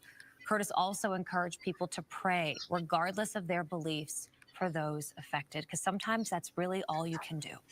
Jamie Lee Curtis also shared that a church in the Palisades, where she got sober 25 years ago, is now gone. Curtis described it as a place of comfort, hosting baptisms, weddings, funerals, and helping countless people reclaim their lives through sobriety. She also mentioned the women's club in the area, where she connected with others on their sober journeys, is no longer there. Now, despite these losses, Curtis expressed hope, saying, "We will persevere." There are a lot of entertainment events that are being canceled due to the fires. This week, we saw premieres being canceled. This weekend was supposed to be the 30th Annual Critics' Choice Awards. It was slated for Sunday, January 12th in Santa Monica. It has now been postponed to January 26th. Also, the deadline for Oscar nomination voting has been extended 2 days to January 19th due to the fires as well. And we've also seen, by the way, I mean, say what you want about people who are feel that those numbers will go up, which is news that you don't want to deliver. I have multiple friends who have lost everything in this, and so far I've only been able to tell one of them that their home was still standing. So that press conference is in about 10 minutes. Have loved ones as well.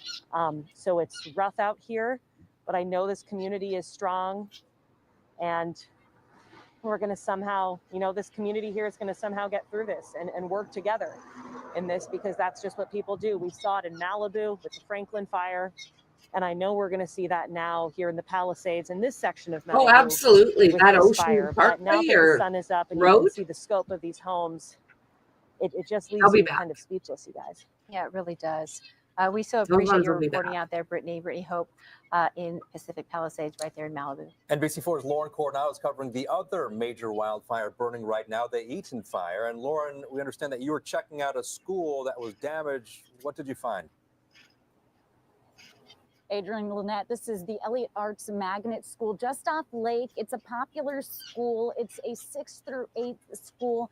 And unfortunately, it has been really, really damaged by this fire. We just talked with some LA County firefighters who tell me they have been here 4 hours. In fact, they just rolled out a new fire hose and they started putting out another flame that had just sparked. And I want to show you the incredible video from inside the school.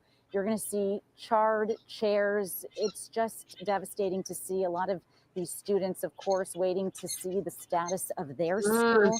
Unfortunately, this is what they're coming back to on their website earlier this week. The school said that it would be closed for the rest of the week.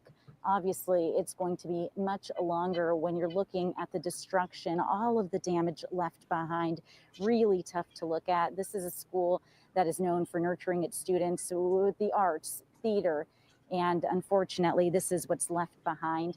Back out here live, I want to show you, we're right off lake right now, and I want to show you one of the homes damaged. We know that there are many, many homes. We're talking dozens of homes that have been destroyed in the fire. Right now, you could just see the frame of this home. You'll see a white picket fence just melted here.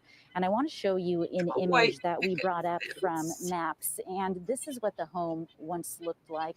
It's just so tough to see that white picket fence now, as you just saw, on its side melted. You'll see the gate at the front door right there. The only thing standing right now, debris, piles of debris still smoldering there.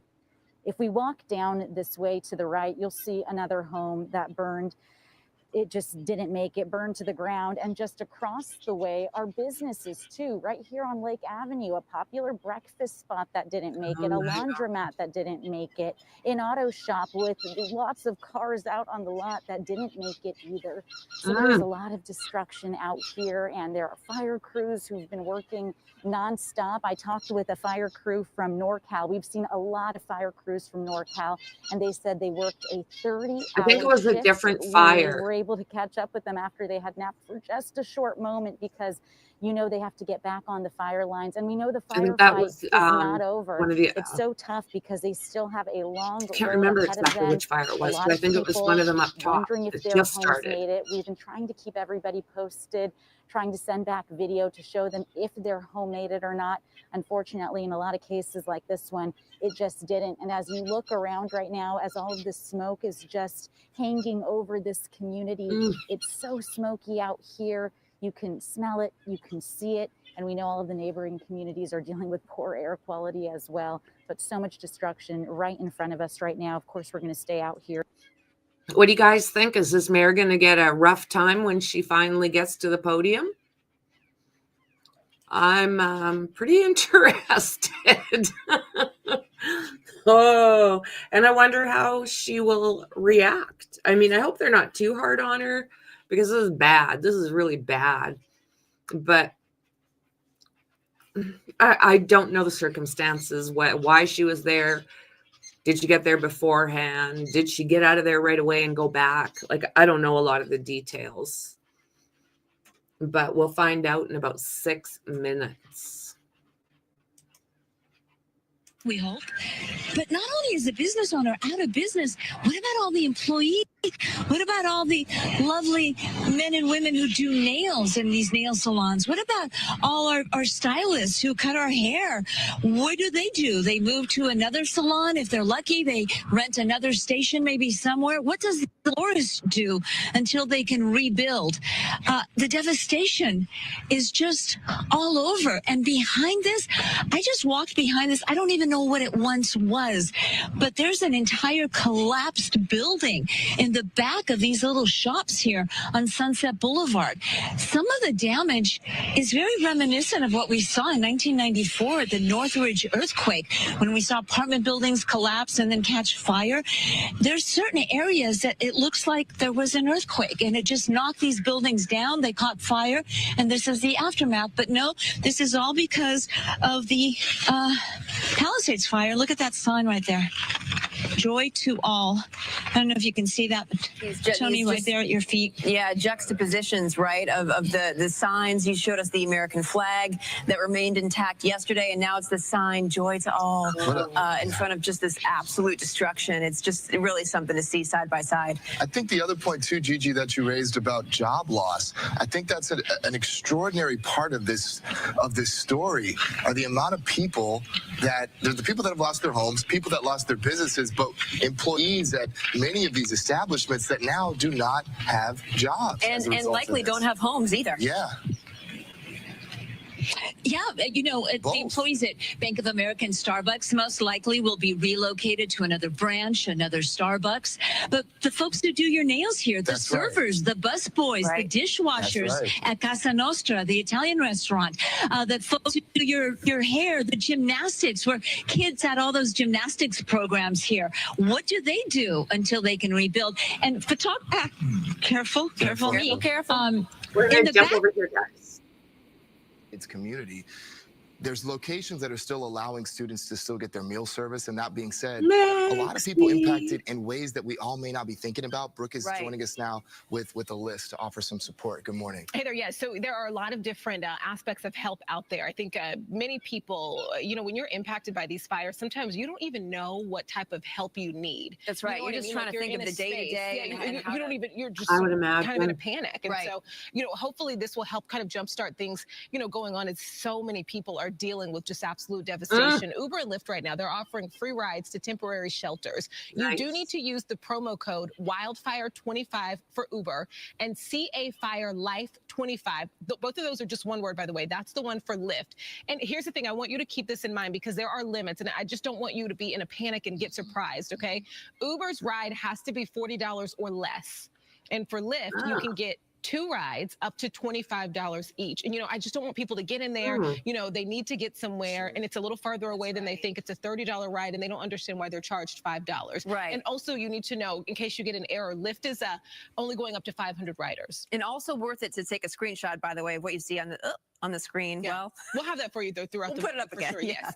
Airbnb.org is working with 211 LA to provide free temporary housing to people who have been displaced from their homes or forced to evacuate because of these wildfires. You do have to fill out an intake form with 211 LA to be approved, and we have that information on our website, foxla.com. For more short-term, really just immediate help, every Planet Fitness in our area that is still open is offering free access to their showers, locker rooms. You can actually stop in and use their Wi-Fi, charge your phone or other devices, or even just relax for a bit in their massage loungers. This is for anyone impacted by the fires, including first responders, and you do not need a membership, okay? It is free. Once again, just keep in mind, some locations have been forced to close because of the fire, so you want to make sure you go to an open location.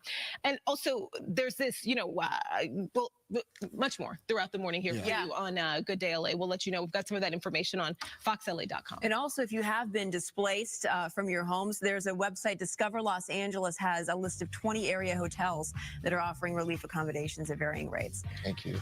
We'll be back.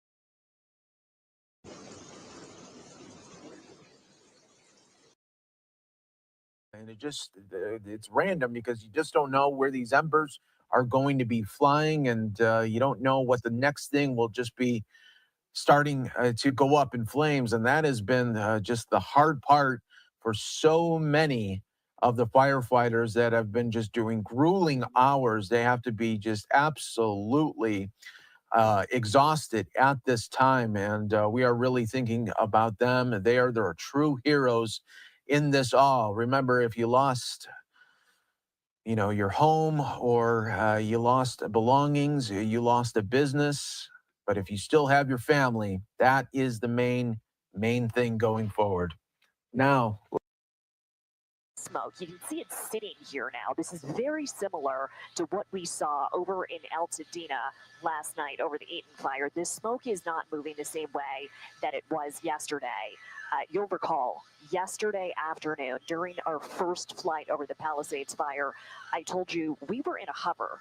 News Chopper 4 was not moving through the air, but one of the dials in the helicopter, the airspeed indicator, it showed that it was going 80 knots. That's how fast the winds were moving at the time. This morning, when we did the same thing, we were hovering, we were not moving through the air, that dial was reading 30 knots. So that gives you a good sense of how much slower the winds are moving. And because of that, this smoke is not being pushed through the air in a way that creates openings for us to get in there with the camera. But from where we are, again, on the north side of the fire, you can see what's happening in Topanga right now. We call it the Palisades fire, but so many surrounding communities are impacted. And we are just minutes away from a news conference where we should be getting new figures about the acreage and the containment. Now, my guess is the containment is still going to stand at 0%.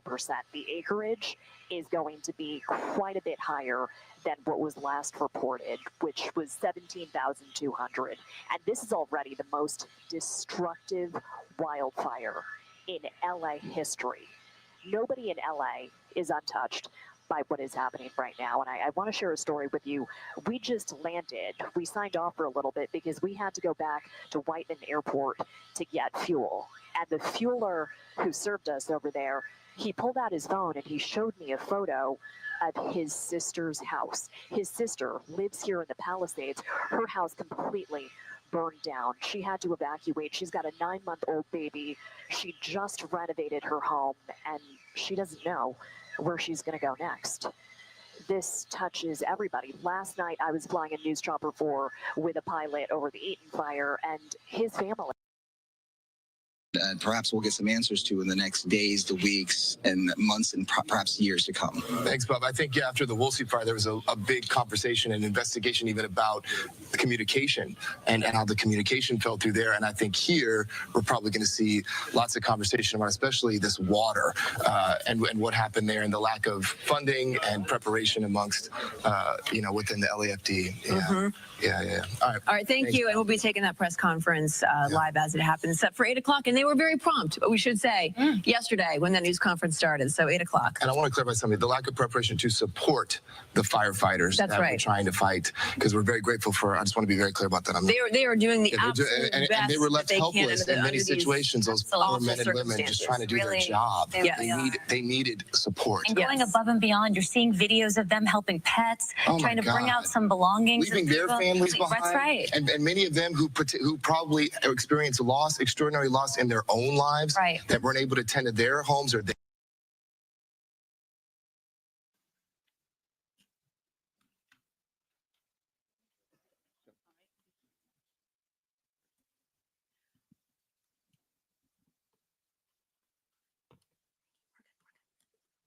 All right, thank you and good morning. Welcome to today's One Voice press conference for the wildfires and the windstorms that are impacting LA County. We welcome you. Run of show for today. We have speakers. There's a speakers list. Please help yourselves to one of those. After that, we will segue to question and answer with members of the press. Allow me to introduce to you our first speaker, Los Angeles County Chair of the Board of Supervisors, Catherine Barger. Thank you, Helen. Thank you for joining us here today. Earlier this week, the Los Angeles County Board of Supervisors declared today, January 9th, a day of mourning in solidarity with the federal government in honor of the passing of former President James Earl Carter. Ironically, today is turned into a day of mourning for more reasons than the one as we mourn the loss of lives and property across our county. While we are still facing significant threats, I am hopeful that the tide is turning. Thank you, Chief Maroney. Thank you, Chief Crowley. Yesterday afternoon, as the winds died down, we saw the return of aerial drops and aerial firefighting, a truly, truly welcome sight. First and foremost, I want to assure our residents in Los Angeles County that the city of LA and the county are working hard and working hand in hand to bring every resource available to the table. Last night, the county opened the Pomona Fairplex as an additional shelter for those evacuating and those who have suffered losses. The Fairplex will also continue to take in large animals that are in need of a home. The county is working to harness and utilize the incredible outpouring of generosity from individuals, nonprofits, and companies that want to help.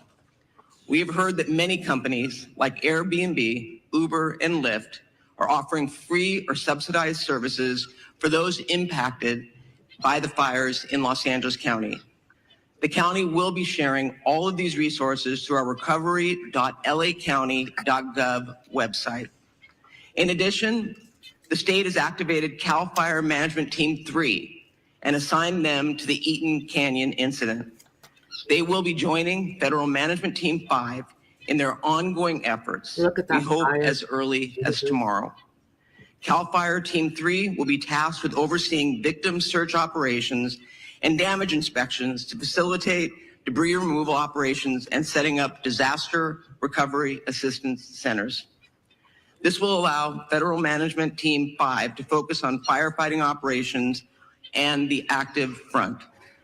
As Supervisor Horvath mentioned yesterday, wildfires do not care about jurisdictional boundaries. Between the city and the county, we are managing the various resources that are coming online with the increasing demands on our first responders. I saw this firsthand driving through the streets of Altadena yesterday. Driving up Lake Avenue, the devastation could not be missed. The number of homes, businesses, and buildings that were on the fire dwarfed in any sense of available resources. Altadena is a very unique and special part of the 5th District. It is a community that embodies the spirit of a big, small town. A community full of rich culture, history, and one that passionately supports the small businesses that drive its economy in the community. It is also one of the only communities in Los Angeles County that manages the urban wildland interface. Altadena is a resilient community. They have seen some significant battles before, but the scale of the impact today is larger than anything that I have seen in my career. I love the sign. The loss of historic resources at Eaton Canyon Nature Center, Farnsworth Park, and the Altadena Golf Course cannot be measured. I saw fire engines and companies from El Dorado County and other parts of California joining Los Angeles County Fire in an effort to protect life and property. In the midst of the emergency, we've all seen individuals who are targeting vulnerable communities by burglarizing and looting homes. Jesus. This is simply unacceptable. It's disgusting. You'll be hearing from our DA, Hochman, shortly regarding his efforts to hold these individuals accountable. And I promise you, you will be held accountable. Shame on those who are preying on our residents during this time of crisis. Yeah. The emergency order will be strictly enforced by the Sheriff's Department, who are proactively patrolling to protect these communities from looting and any criminal activity. They have made 20 arrests of individuals who will be held accountable for the actions that they've taken. I want to thank President Joe Biden and Governor Gavin Newsom for pledging to bring federal and state resources to help Los Angeles County in our moment of need. President Biden's disaster declaration includes the promise of public assistance and individual assistance. We will begin the process of rebuilding. We will have critical resources available to ensure the residents of our communities are not fighting these battles alone. I intend to bring in a motion with Supervisor Horvath as my co-chair or co-author to ratify the county's emergency proclamation at the next Board of Supervisors meeting.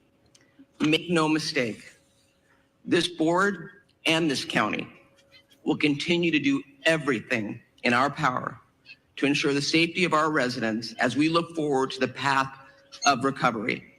With that, I would like to introduce Supervisor Lindsay Horvath. The mayor. Okay, so who are we gonna? Mayor Bass. I'd like to introduce LA City Mayor Bass. Here we go.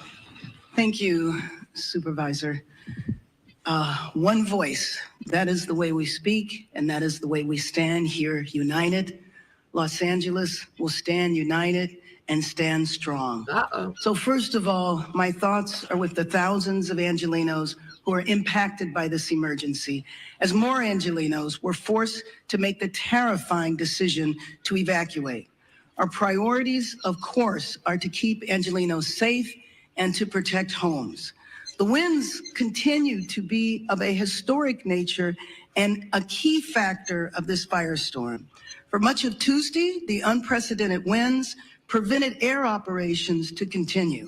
However, as of yesterday, the winds have allowed for air operations, and that has enabled significant progress against the fires in Hollywood and Studio City last night. And as of 7:30 this morning, evacuation orders in Hollywood have been lifted. Angelenos cooperated. The community stood together. They evacuated, and Angelenos should continue to proceed with caution. Air operations are continuing rapidly in the Palisades, in Sylmar, and across our region. We continue to see our heroes, from our LA firefighters and from personnel families, neighbors from across the county and the state, we thank you. However, we continue to confront a big one-level firestorm. Historic winds and extensive drought have created a perfect storm that has driven people from their homes and have taken people's homes, and that has taken people's lives. I've been in the fire zones, and you can see how fast and devastating these wind-driven fires are. I know people from all over the nation are asking how they can help. So here are two essential ways. First of all, support the California Community Foundation Wildlife Recovery Fund at calfund.org, and support the Los Angeles Fire Department Foundation at supportlafd.org. And in addition to shelters, Airbnb is offering free temporary housing. Go to 211LA.org for more information. This, as we know, is a regional crisis. So working together is the only way we will get through this. That's why I've been in constant contact with my colleagues at the county, state, and federal level. President Biden, Governor Newsom have assured us of full state and federal support. And of course, County Chair Barger and I are fully coordinated, as I am with all of the local elected officials. And our fire departments, police departments, utilities, and other critical agencies are coordinated as well. We have pre-deployed, we are executing a strategy, and we are adapting to conditions on the ground in real time. This is absolutely an unprecedented historic firestorm, but we are all hands on deck. We need to continue to cooperate. We need to evacuate when asked to do so. We need to help others, help our neighbors. And first and foremost, we need to stay united. We need to stay strong. A united LA is the way we will recover, is the way we rebuild our communities. And with that, I believe I am introducing Supervisor Lindsay Forbett.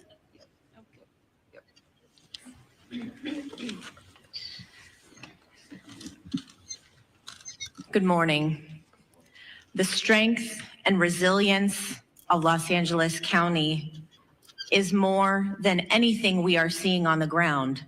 I know this because of the relentless fight that our first responders, our firefighters, our law enforcement officials are putting forward, giving it everything they've got to take on each of these fires throughout the region.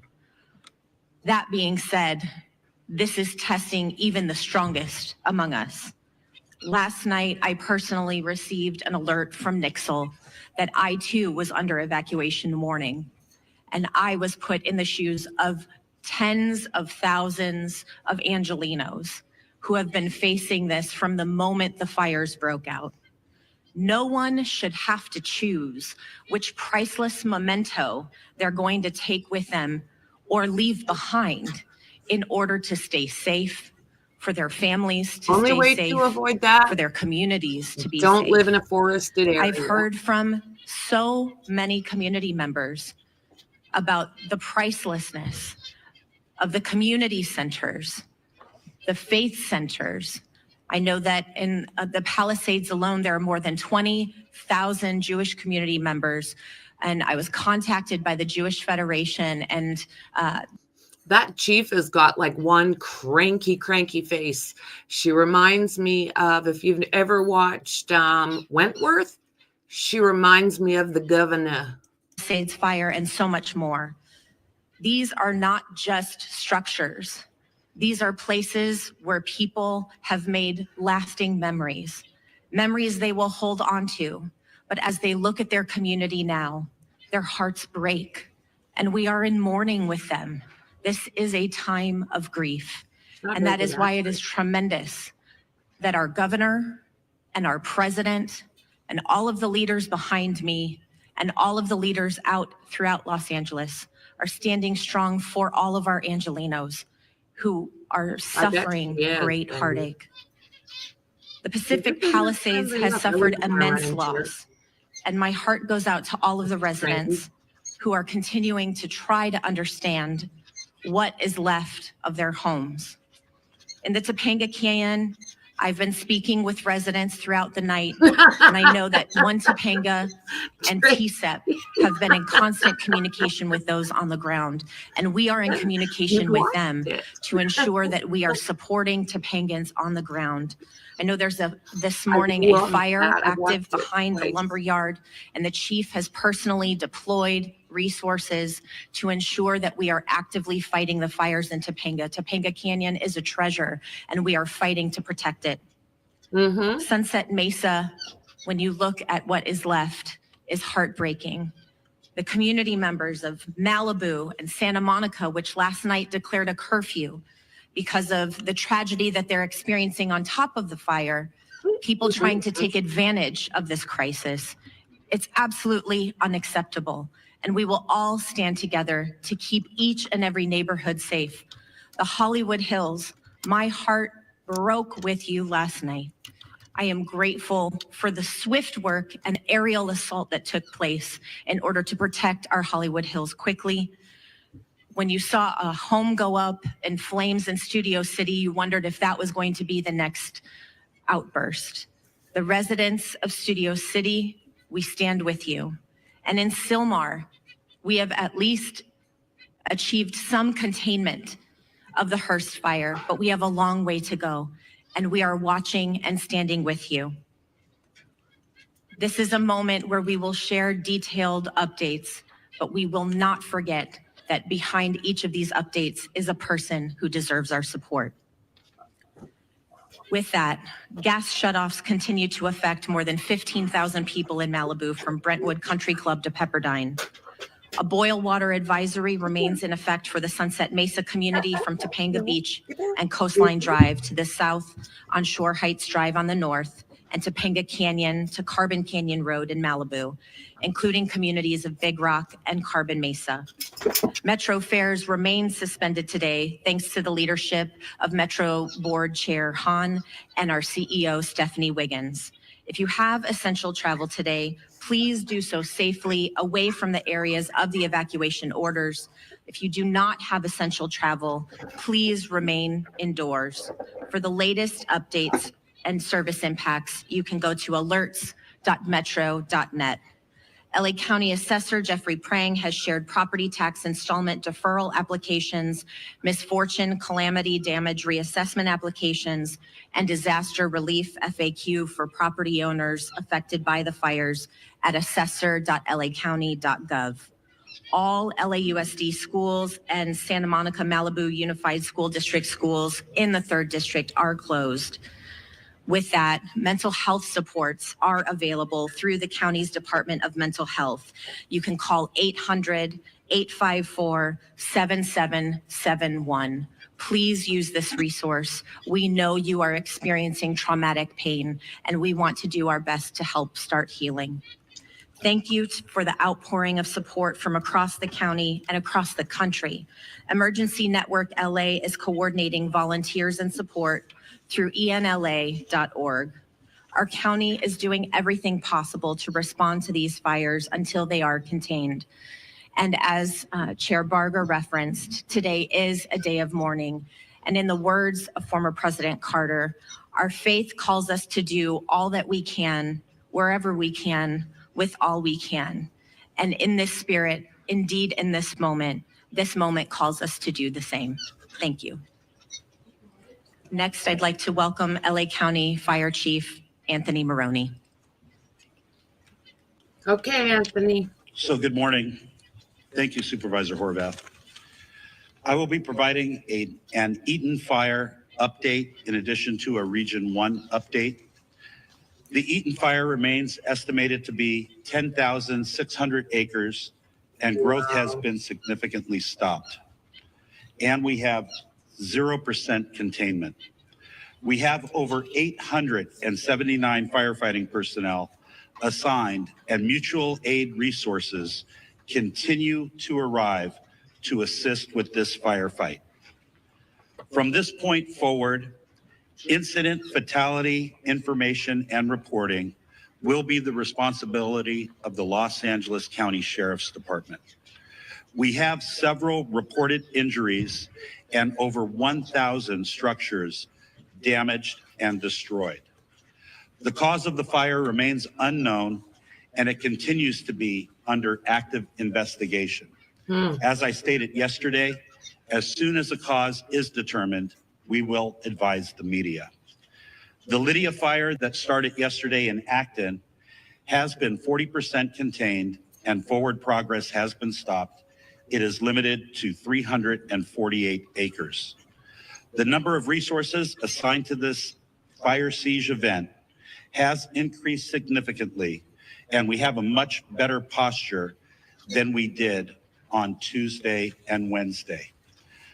Out-of-state resources continue to arrive in Los Angeles County and City, and we are appreciative to our fire partners from throughout the Western United States for providing assistance to Los Angeles County in our time of need.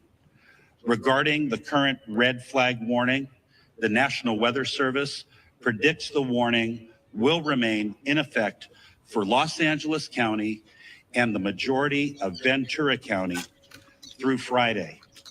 I would like to also acknowledge the presence of Dr. Lori Moore Merrill from the U.S. Fire Administration, who flew out with her team from Washington, D.C. last night to be with Fire Chief Crowley and I so they could witness firsthand the challenges and the devastation that have resulted. Lastly, I want to acknowledge the tireless efforts of my LA County Fire Department personnel, both on the front lines and those behind the scenes, who continuously place themselves in harm's way to protect residents and property in our great county of Los Angeles. Thank you for always being there, and continue to be safe as they take care of themselves, those around them, and the people we serve and protect. Thank you, and I'd now like to invite up Fire Chief Kristen Crowley of the Los Angeles Fire Department. Okay. Thank you, Chief Maroney. So good morning. She's serious. We continue to battle multiple major brush fires in the city of Los Angeles and across the Los Angeles region. Today, we expect winds to subside somewhat, which will allow fire crews to increase containment lines. However, and I want to be very clear here as well, we are still under red flag warning with extreme fire behavior possibilities. Oh, what happened to her mic? Before I give you an update on several fires in the city of Los Angeles, I have to take a moment, for all the right reasons, to thank the residents of Los Angeles and their surrounding areas for heeding our instructions. Today, it is absolutely imperative that as we move into day 3 of this firestorm, all members of our Los Angeles community maintain vigilance. I will now give you an update of our activities that occurred overnight. Palisades Fire, as we know, started very well. Sorry, guys. at 10:30 hours in the morning. Size at this point is 17,234 acres. We're in unified command, LAFD, CAL Fire, LA County Fire, LAPD, and LA Sheriff. 0% containment. Extreme fire behavior continues to challenge firefighting efforts for the Palisades area. Wind gusts are up to 60 miles per hour and are expected to resume throughout the entire day. Firefighters and air resources will continue to work to protect the community and infrastructures, maintain control so that we can contain this fire. Damage assessments are ongoing at the Palisades fire. However, preliminary reports estimate the damage or destroyed structures to be in the thousands. It is safe to say that the Palisades fire is one of the most destructive natural disasters in the history of Los Angeles. We will continue to provide additional information as it becomes available. I'll move on to the Hearst fire. January 7th start. The size, 855 acres. We're unified in command, LAFD, United States Fire Service, Angeles National Forest, and LAPD. 0% containment. Firefighters held the fire within a planned containment area and are successful, and we have established a perimeter. Crews were able to get a handle on a few of the flare-ups over the night. We will continue to strengthen our containment lines and create a number of dozer lines to minimize the fire growth. Next, Woodley Fire started on January 8th. Size 30 acres. Containment, fully contained, and we are using fire patrols to monitor the area for any flare-ups. Good job. The fire has been declared as a knockdown, and there are no current threats. Next, the Sunset Fire, which is in the Runyon Canyon area, started last night, January 8th. Size 42.8 acres. Forward progress, I'm very glad to share with everybody, was stopped, and the crews are working to put out spot fires within the perimeters, and to keep the wind from spreading any additional embers. As of 7:30 this morning, all evacuation orders have been lifted. This fire was rapidly and aggressively attacked by using coordinated air and ground fire suppression efforts. Residents heeded our timely evacuation orders. More information to come on that. Next up, the Sun-Swept Fire, which is in the Studio City area. As I talked about all the previous incidents, on top of this, our fire department was faced with another massive challenge. A very large structure fire encompassing 2 large hillside homes with heavy fire, which exposed brush, broke out in the Studio City area of Los Angeles. The high winds caused the fire to extend within the adjacent brush, potentially causing another additional brush fire. Our LEFD poured all available resources into this fire, and through a combined effort, were successful in preventing another devastating brush fire. Our firefighters stopped the forward progress at just under 1 acre. Good job. Also, to be clear, all of the incidents that I just spoke about are all under an active investigation. Good. Let's talk about the preparations for today. The LAFD continues to augment and recall all of our firefighters to fill every single available seat on every single available apparatus within the city of Los Angeles. Firefighters continue to move into the Southern California region from across the Western region of the United States, and we are very, very grateful for any assistance that we are receiving. Weather conditions are beginning to turn favorably, which will allow us to increase our containment lines. Again, our primary focus remains on impacting and affecting rescues and saving lives while protecting property.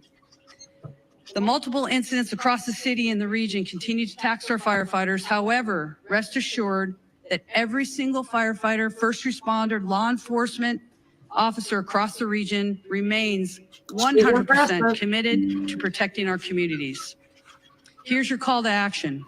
Stay informed with trusted news and official updates. Be prepared to evacuate if you live near a wildland area.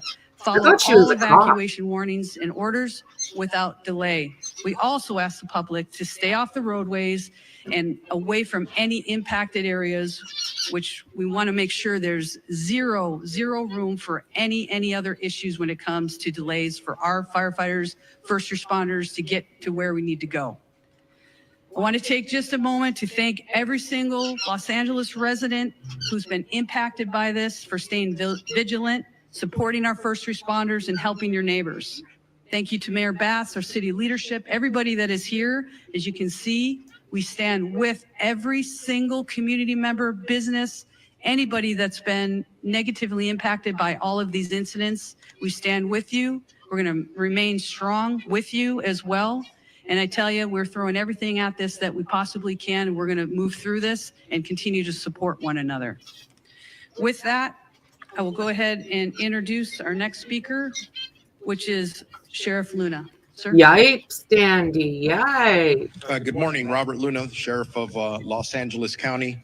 Currently, we have well over 400 sheriff's personnel that are still actively deployed to the fires, in addition to our normal staffing for patrol-related functions throughout the county of Los Angeles. Deputies continue to assist our residents with evacuations. They are performing a lot of humanitarian missions. So many stories to share, don't have time right now. Providing food and blankets to people, rescuing people who unfortunately did not evacuate when they were asked to. So you've heard it over and over up here. A lot of the stories of heroic actions by our deputy sheriffs, police officers, or firefighters, a lot of them are taking place from people who did not choose to evacuate, putting their own lives at risk. So please, if you're asked to evacuate, because it's not only your life you're putting in danger. We continue to conduct roving patrols, manning hard road closures, providing security in evacuation areas to prevent anyone who may be tempted to engage in criminal behavior like looting. It was mentioned earlier before by the supervisor, and I'm going to make this crystal clear to everybody out there. Don't do it. Over last night and this morning, we are up to 20 individuals who chose to go into our areas and deprive these poor people who have been through so much of their property. Absolutely unacceptable. Not okay. And I'm going to give direction to our department members. As you know, when we have an evacuation order by law, if you remain in that area, you are guilty of a misdemeanor. If you commit certain crimes, it could jump up to a felony.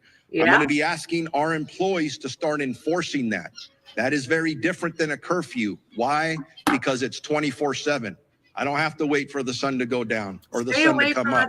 If you are in one of these areas and you do not belong there, you are going to be subject to arrest. Good. I hope that is as clear as I can make it, because our first choice isn't to do enforcement.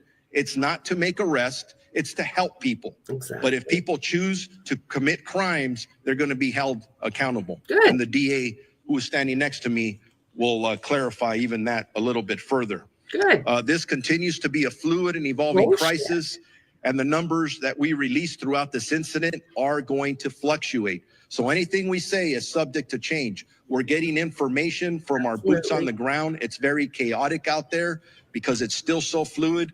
So forgive us if we give a number and then we have to modify those numbers.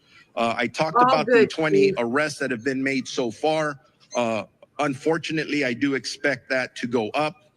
We're not going to tolerate that kind of activity. We have substantially increased our deployment of deputies at the fixed traffic post and are trying to limit and clear out any unauthorized vehicles or people in these areas. I do want to talk as we are summoning more resources.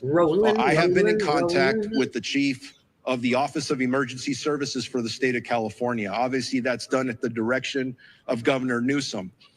From the get-go of this, he has offered any and all resources to us in law enforcement, and they're doing the same for fire, but I'll specifically talk about policing. The California National Guard is on standby. Direction, specifically my direction, and we, along with my partner Jim McDonnell at the LAPD, are currently in discussions if we are going to need them or how we would deploy them as the hours go on. So stand by for that information as the hours tick on. Chief Maroney mentioned this regarding any death toll information. Yes, we had preliminary numbers yesterday. I got to be honest with you, as I reviewed some of those last night and this morning, I was not satisfied with some of the information that we're getting. And it's not the fault of our people. The people that are working under very difficult conditions are doing their best to do what they need to do. At one point, we'll be able to do a more thorough search of these impacted areas. Some of them look like a bomb was dropped in them, where we will be able to bring in canines and other things to help us hopefully not discover too many fatalities. That's our prayer. But this is a crisis and we don't know what to expect, but we're ready for everything. So all information, at least On the county side of this equation, we're working with our coroner's office. We'll figure out those numbers. So be patient with us when you ask us about death toll numbers. Right now, frankly, we don't know yet. We eventually will. Evacuations overall for Palisades, Eaton, Hearst, and Lydia fires. The number in both county and city areas, evacuation orders are impacting 179,783 residents. That's nearly 180,000 people in Los Angeles County that are currently under evacuation orders, with another close to 200,000 residents that are under evacuation warnings. I cannot emphasize enough that I urge residents that are asked to evacuate to follow our warnings. I gave some examples earlier.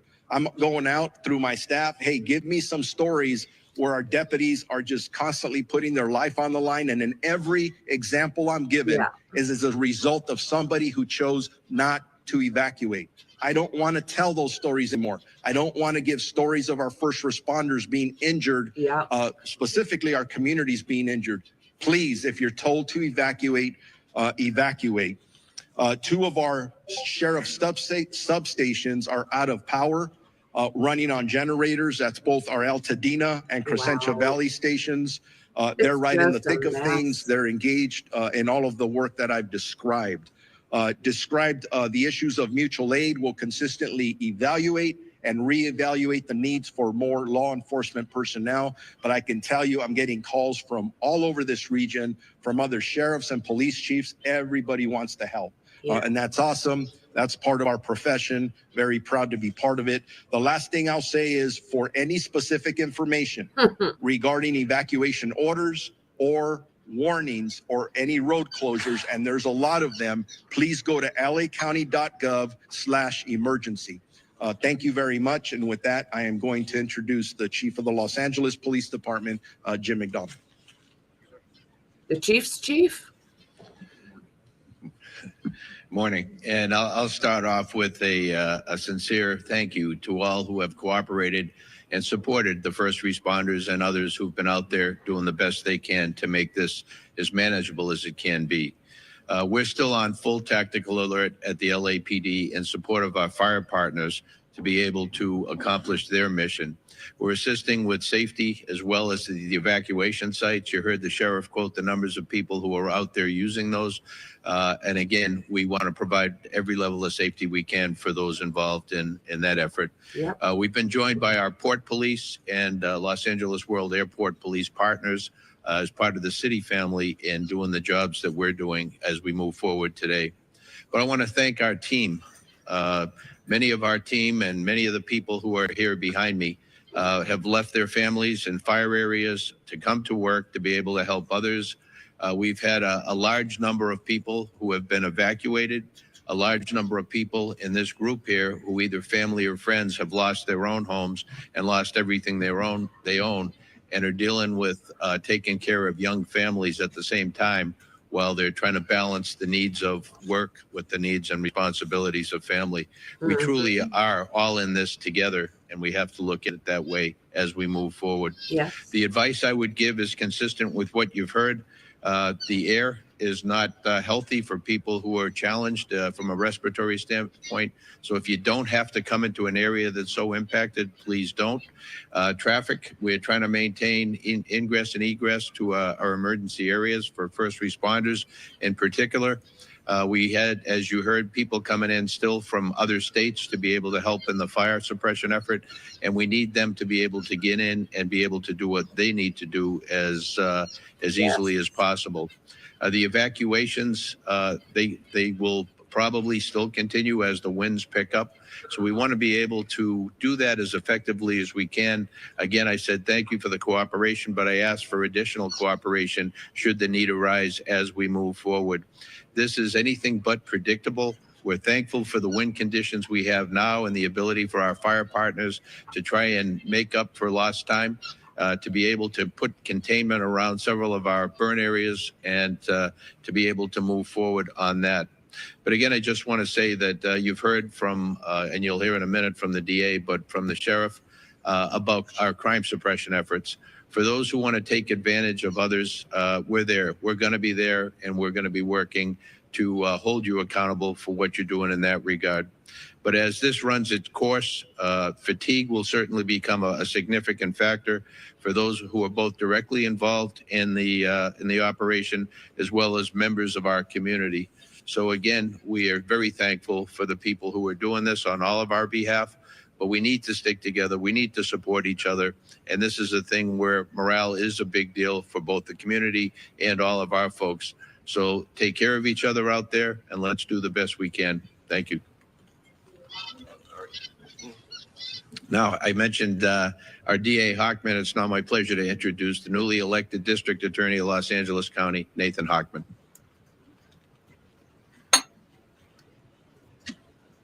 There we go. Yesterday, I bore witness by walking and driving through Pacific Palisades. I ended up at my sister's house, a house where she and her husband had raised 4 boys, celebrated birthdays, barbecues, and whatnot. And that house has been burned to the ground. And not just her house, but all her neighbors, up and down each one of the blocks I traveled. Those houses no longer exist. They are now basically rubble. And I haven't seen something like that. And I've lived here almost over 60 years. In the entire time I've been here, it looked apocalyptic. Oh, yeah. Not since the 1990s, when Los Angeles was hit with the fires, the flood, the earthquake, and the riots. Have I seen such disaster occur here in our city? They go big But or like go back home. then, Los Angeles has true grit. It has resilience. And it will rebuild, and it will rebuild better than ever. I believe But along the way, there might be people out there who want to take advantage of the people who are suffering these tragic losses. These criminals need to hear, as they've heard from the sheriff, as they've heard from Chief McDonald, an unmistakably clear message that if you want to go ahead and loot, if you want to commit burglary, if you want to engage in grand theft, if you want to engage in these internet scams where you're going to take advantage of people who are going to be seeking insurance and government benefits, you will be arrested, you will be prosecuted, and you will be punished to the full extent of the law. Good. The reason I want to send this warning now is I don't want any mistake later that somehow they thought, oh, it's not a big deal. It's a huge deal. Yep. These acts are despicable, and we will prosecute them with People are maximal sick. punishment. So I want to make sure that message is received loud and clear, because I the hear first it. responders in this situation I have agree. been simply heroic. As I was in Pacific Palisades, I not only saw fire departments from LA County and LA City, I saw Rialto, Poway, Redding, fire engines from across this entire state that have come to our rescue. And thank you. Thank you to all the first responders. Yeah. When it comes to law enforcement, it's an all hands on deck operation with law enforcement and the DA's office. Again, detectives are putting on uniforms and getting out there on the streets to protect us. We owe them a huge thank you. Yes, you And do. from the DA's We all office, do. if we do get these cases, please be on notice that we are going to try and deter you from committing the crimes in the first place. But if you do commit these crimes, do not expect anything else than maximal punishment. I'll now Yeah. introduce LA County Public Works Director, Mark Priscilla. You don't think any of this is Good morning. gonna As happen? was stated, my name is Mark Pastrella. I'm the director of the Los Angeles County Public Works Agency. First, I want to say my heart, of course, goes out to everyone affected by the devastating event. I personally toured many of the areas yesterday and met with Frank. residents. And as everyone here has described, it's an absolute tragedy, including the life safety support system, our infrastructure that has been destroyed that supports life in these communities. I know from personal experience that feeling a loss from a wildfire, and I have tremendous respect for our firefighters and other first responders, our police force, the sheriff's department for the work they are currently doing. In fact, our current mission, which has been going 24/7 for 3 days now, is to support our fire department and our sheriff's department and the local PDs in their efforts to save lives. That is our number one mission right now, and what we are currently continuing to do, unfortunately, as this event is still active. We are also focusing on the inevitable recovery and repopulation of the areas that we will build back and build back strong. The current focus is on utility restoration. And I know many people are already asking about that. Your sewer, water, your power system and the transportation system have all been significantly damaged. The heat of this system, the wind that blew also knocked down thousands of trees into the roadway. So what we have is a tremendous amount of debris throughout the communities that have had experienced this fire. This debris has been moved enough to let our firefighters and our sheriff and PD into the area to do their work, but it's going to need to be processed and moved safely out of the area. And we are working on a coordinated effort across LA County to do debris removal, the debris removal that it will be necessary to restore the community back to its former way of life. The debris can be hazardous. The debris that is on the private property is considered hazardous and may be toxic. And so I want to warn everybody now that is either there who's remained behind or who is visiting the areas, as was mentioned earlier, it is not safe. It is not safe to touch the debris. It is not safe to remove the debris yourselves. There is a process for that, and we will be mobilizing with the city of Los Angeles to provide a health review of every property and make sure that when we move that debris, that it's done in a way that's safe for you and for the other residents who remain behind. They're going to need help with all that. We are also working on water supply system. The water supply system currently is still supplying fire suppression. Last night, we got to see the wonderful use of our reservoirs, the city's reservoirs and our reservoirs, to take water from the reservoirs and actually use firefighting aerial attacks to the system. You saw what a difference that made in the firefight last night. And those reservoirs are full and continue to be ready and at the disposal of our firefighting friends. The municipal water system continues to suffer poor water quality, the introduction of ash and debris into our reservoirs, into our filtration systems. So there are specific areas that we are asking for water to be boiled. I would just say with all caution, anyone that has remained behind, if there is any residence in your area that is burned to the ground and you are still there, you should just go ahead and boil water. We will be actively coming to communities in the next day, within this day or next day, delivering domestic water to people who remain in the fire zone area. LA County will be coordinating that effort, not only for the District 29, but also we'll be working with the city of LA to deliver water to residents who've remained behind or who again have partial damage and are maybe staying in their homes. I want to again just mention that a firefight with multiple fire hydrants drawing water from municipal water systems for several hours is just not sustainable.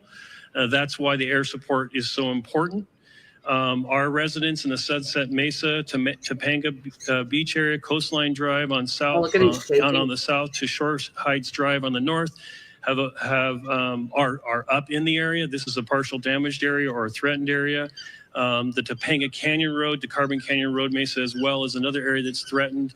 So all of what I just talked about applies to you residents who are there. Now, what can we do? What can the public do? What you should be doing as we sort of still active fire. I will reiterate that it's extremely important to listen to the sheriff and to PD when you are asked to evacuate immediately. Do not hesitate. Do it. Do not wait. Your life is not worth it.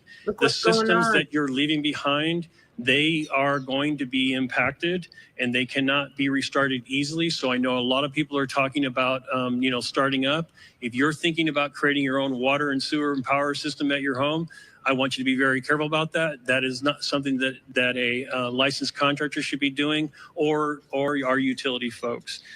Please don't do that. As I said yesterday, if you're leaving your home, I want to make sure that you lock that home, that you close that home up tight, and that you leave access for firefighters by not closing gates or creating a situation where they can't get to your home to fight off fire. Everybody the road system is impacted heavily throughout LA County, including city and county areas. There are multiple, in fact, hundreds of stop signals that are currently flashing red. I want to remind everybody that you treat that as a stop sign and you stop for that flashing. And if you come to a barricade, you need to turn around because those streets are closed for the purpose of recovery and not for looky-loos. Please do not argue with the sheriffs that are there or the PD. The road, if the road is closed, there's a good reason for it. It's because it's not safe for you to be in that area. And that safety includes the debris that I was talking about, trees down, potholes, road systems destroyed. There could be breaks in the roadway that could cause major damage to your vehicle. So I'm asking that you comply with all road closures until further notice. We are available as a 24/7 agency. You can reach our department at 1-800-675-HELP. We do need every citizen. There's something else you can do. If you see something, please tell us about it. Whether it's a gas leak, whether it's a utility line down, if it's a signal that's not malfunctioning, if it's a sewer system leak, any of those things that keep our life safety system going, we need to know about them so we can catalog them and get to them. Please know, and I do need to mention that all of the utility workers, not just my folks at LA County Public Works, but the folks at the City of Los Angeles, the folks at the Southern California Edison, the gas company, we are all coordinating with each other to restore your systems. And our folks are all working 24/7. There are many heroic stories like the sheriff and fire have of our utility folks out in the middle of the night, 24/7, getting those systems back up into place. And I want to thank all of the utility workers who are out there doing their job, who are not going home to family at night. They are actually working 24/7 as well.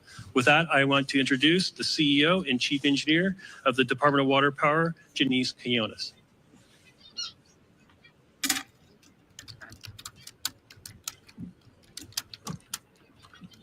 Good morning. I am Janice Quinones, CEO and Chief Engineer of LADWP.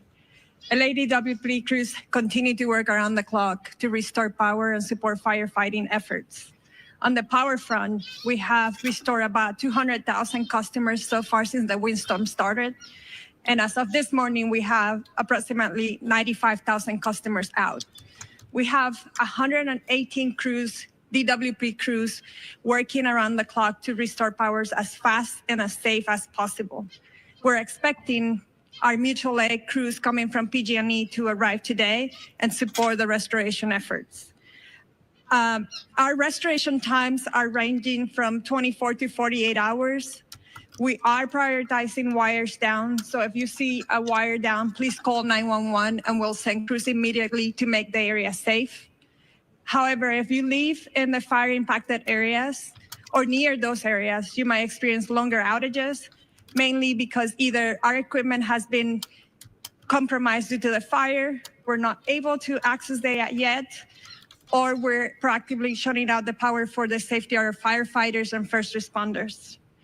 On the water side, the boil water notice for Palisades on zip code 90272 continues in effect, and it will continue in effect for at least 48 hours.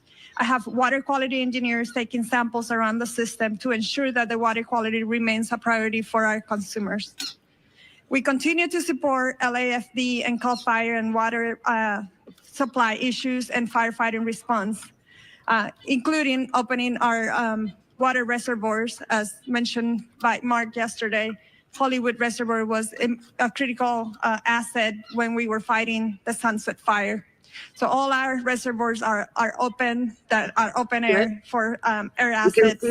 And we continue to work around the clock with other water agencies to increase the supply and pressure of the water system, including Metropolitan Water District. I want to end this by thanking DWP crews and personnel for their commitment and efforts to support the restoration of LA. Thank you. Thank you very much for that. And now, and I also want to, we recognize President Biden and Governor Newsom, but we also have here with us today Congressmember George Whitesides, Congressmember Laura Friedman, Senator Sasha Renee Perez, Assemblymember Celeste Rodriguez, and Malibu Mayor Doug Stewart. Make no mistake, we are all working together, and I want to thank you all for being here. I know our Congress representatives flew in, and we appreciate it, and we are all in this together. With that, we'll take some questions. Thank you, Chair Barger. So just a couple rules of the road. So I'll call on you when you get called upon. Please announce your name and which media outlet you are with. We'll start right here in the middle. Jonathan Pigliotti with CBS News. For Mayor Bass, please. Mayor, LA County is in a panic state. It began 2 days ago with the Palisades fire. My crew and I arrived shortly after it started. And for several hours, we watched as hundreds of homes in a neighborhood burned to the ground. We did not see a single fire engine. We watched as Good Samaritans guided traffic. There was fear and there was a lot of confusion. You were out of the country at the time. Shortly after the fire started, a press release was put out warning of this fire behavior. My question to you is, what explains this lack of preparation and rapid response? Let me just say, first and foremost, my number one focus, and I think the focus of all of us here with one voice, is that we have to protect lives, we have to save lives, and we have to save homes. Rest assured that when that did not rest happen. assured, let me finish.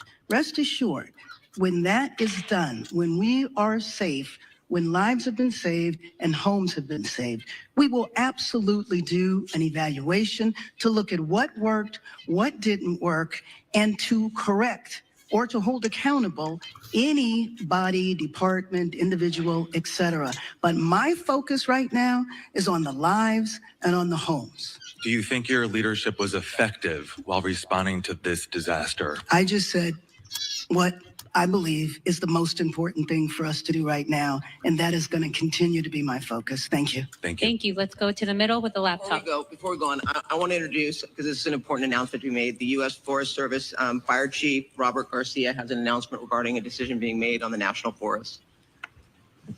Thank you, Supervisor, and I'll be brief. I just wanted to share that in the overnight hours last night, the U.S. Forest Service, in an effort to reduce calls for service and reduce potential risk for wildfire, we've made a decision until further notice that the Angeles National Forest is closed. And Good so call. we'll get some additional information out, Good. Press release, that kind of information on the details of that closure, but it's similar to the types of orders that the county and the city have instituted regarding curfews and access and that type of thing. So the Angeles National Forest will be closed till further notice, likely till we get through this current fire weather event. Thank you for that. We'll go in the middle. Name and media outlet, please. Hi, Thomas Fuller from the New York Times. For Chief Luna, I just wanted to follow up on what you said about you weren't satisfied with the information that you were getting on fatalities. It's been widely reported that there were 5 deaths, at least 5 deaths. Do you believe that death toll is not accurate, and do you think it's less than that? We heard 11. Based on all the information that I've received in the last probably 8 hours, I want to be more confident in the specific information that I'm getting. So what we're doing now is going back through everything, because you got to understand the urgency, the chaotic nature of what we're dealing with, and we're still in the middle of that. So I want to make sure that as we go forward, at least for the sheriff's department, we're actually having our homicide unit involved, because they don't only do murder investigations, they do death investigations, that I'm going to change the system and verify each number. Because I don't care if it's just one, that's somebody's family. That's somebody we love and care for. So I want to make sure that's solid before we start presenting that information. Unfortunately, based on the preliminary information I've seen, at least in the two large fires that we're dealing with on each side of the county, unfortunately, I think the death toll will rise. I hope I'm wrong, but I think it's going to rise. Thank you for that. Let's go right over here in the front. Sadly, I agree. Yeah, Josh Haskell, ABC 7 Eyewitness News. Mayor Bass, I've been on the fire lines the last 2 days. I've never seen firefighters this desperate. At fire hydrants, water not coming out, the pressure so low, the number one tool that they use to fight these fires, not there. How frustrated are you about that? And also, I'm getting texts right now from the Palisades Highlands community. We're almost 48 hours after this fire started. There's not resources up there. The hydrants aren't working. Where's the National Guard? Where are miles and miles of water tenders? How are we addressing this? Well, Your reaction. first of all, you asked me, was I frustrated by this? Of course, because we all know that this has been an unprecedented event. We also know that fire hydrants are not constructed to deal with this type of massive devastation, and that the number one problem, especially on Wednesday, was the fact that we weren't able to do the air support because of the winds. And so, of course, I am absolutely frustrated by that. I am not sure that is correct, that there are no resources up there, but rest assured, as soon as we are done here, I will follow up on that. But those homes, the first day and a half, there were homes up there that had been protected by the fire. And then I went up there yesterday and there were That had lots been of protected? that it basically had been saved. Obviously, the fire's moving different directions, but when I went up there yesterday, there were not a lot of resources. We drove around, and then I know that things got worse up there. I'm just wondering, now that we move 48 hours past, how are we addressing these water problems that are continuing? And is it acceptable that they continue? Well, let me just say that the water problems are a little better now because the winds are such that we can go up and have the air support. And you know that that was the reason that the devastation was so bad, the unprecedented wind, the strength of the wind, and the fact that the air support could not go up. And if Chief Crowley wants to talk to this, there have been many fires before where air support is not available, and we depend upon these ground resources and crews. Was there a plan in place for that, and did the resources get here quickly enough? Because and talk about an update to air support today. Right. So thank you for that question. As we know, and you heard all of the incidents that are occurring at this point. Palisades was the first brush fire that we were attacking at that moment. You talk about specific pre-deploying. We put resources in place, pre-deploying, knowing that the winds were coming. With that, when the fire did light and take off, rapid response, very dynamic situation, air to ground resources coordinating. Now with the winds, I don't think we can overstate that enough. There's no excuse in regard to the winds were too much, but the reality is the winds are so dynamic. And at that tipping point, when our resources, air resources were grounded, that changes our strategies and tactics. We called for the world in regard to the number of resources and what we needed, who we needed, immediate need. Every single resource that was available at that moment responded. You talked about 48 hours later, where are we now, right? Again, I already spoke on if we don't have water, we find water, we use water tenders, we draft water. The fire department, first responders, we're gonna do everything in our absolute effort to do what we can do with what we've got. The good news is with the wind subsiding, you're gonna see water drops, you're gonna see rotary, you're gonna see fixed wings all day, unless something changes. Again, I did say 60-mile-an-hour wind gusts even today. So very, very dynamic situation. With that, also you said about the other homes, no fire resources there. As winds change, our resources change, we redistribute, we move, and that's the dynamic situation that we are in even in day 3. That's what I wanted to say about Chief, that. we'll Thank go you. right behind. Go ahead. Thank you very much. Madam Mayor, I have another question for you. Bob DeCastro over here from Good Day LA, Fox 11. Another issue, another concern about resources and in particular staffing as well. And we heard from firefighters even on the front lines expressing frustrations about, obviously it's a challenge right now. They're bringing in firefighters from all across the Western region, but can you address the criticism now over the budget issue and the slashing, $17 million slashing of the budget? The reductions that were made. There were no reductions that were made that would have impacted the situation that we were dealing with over the last couple of days. And then there was a little bit of confusion because money was allocated to be distributed later on, which was actually going to support salaries and other parts of the fire department that were distributed a little later. So I think it's most important to understand that we were in tough budgetary times, everybody knew that, but that the impact of our budget really did not impact what we've been going through over the last few days. Again, back to the unprecedented windstorm, wind at such ferocity that we haven't seen in years. is the context in which we were dealing with it. Thank you. Thank you. Let's go over here on this side. Did you have your hand up with the blue? Name and media outlet, please. Hi, Grace Tui with the Los Angeles Times. I was hoping Chief Crowley could talk a little bit more about the start of the Palisades fire. We'd heard that, I know we don't know why it started, but we'd heard that it started possibly in a garden in someone's backyard, if you could confirm that. And then how long do we know it took for it to actually reach homes? And I know you said that resources were pre-deployed, but do we know were there actually fire crews in the Palisades when it did start? Right. So I'll start with your second question and we'll go back. I'll just start with your first one. As for where the start of the fire was in the Palisades fire, again, currently under active investigation. We have our arson investigators that are out right now as we speak, and they are actively investigating. As soon as we have information, we will share that with all of you. I know there's obviously, for the right reasons, a lot of interest in that. So with that, we'll circle back. When we come to pre-deployment, yes, we had our local fire stations that are assigned, Fire Station 69, Fire Station 23 in the Palisades area. They were fully staffed. Also pre-deployment in those areas, and we can also share the exact locations of where they were, how much we bolstered in regard to resources in the Palisades area. And also, mind you, we pre-deploy in the very high fire hazard severity zones, knowing that those are the communities most at risk during a wind event. So not only did we pre-deploy in the Palisades area, but also in other critical areas within the city. I don't know exactly, but we certainly can get that to you. Thank you. Hi, Dakota Smith with the LA Times. I have a two-part question again for the two fire chiefs. First off, have drones, unauthorized drones, been a problem, and have they hurt firefighting efforts?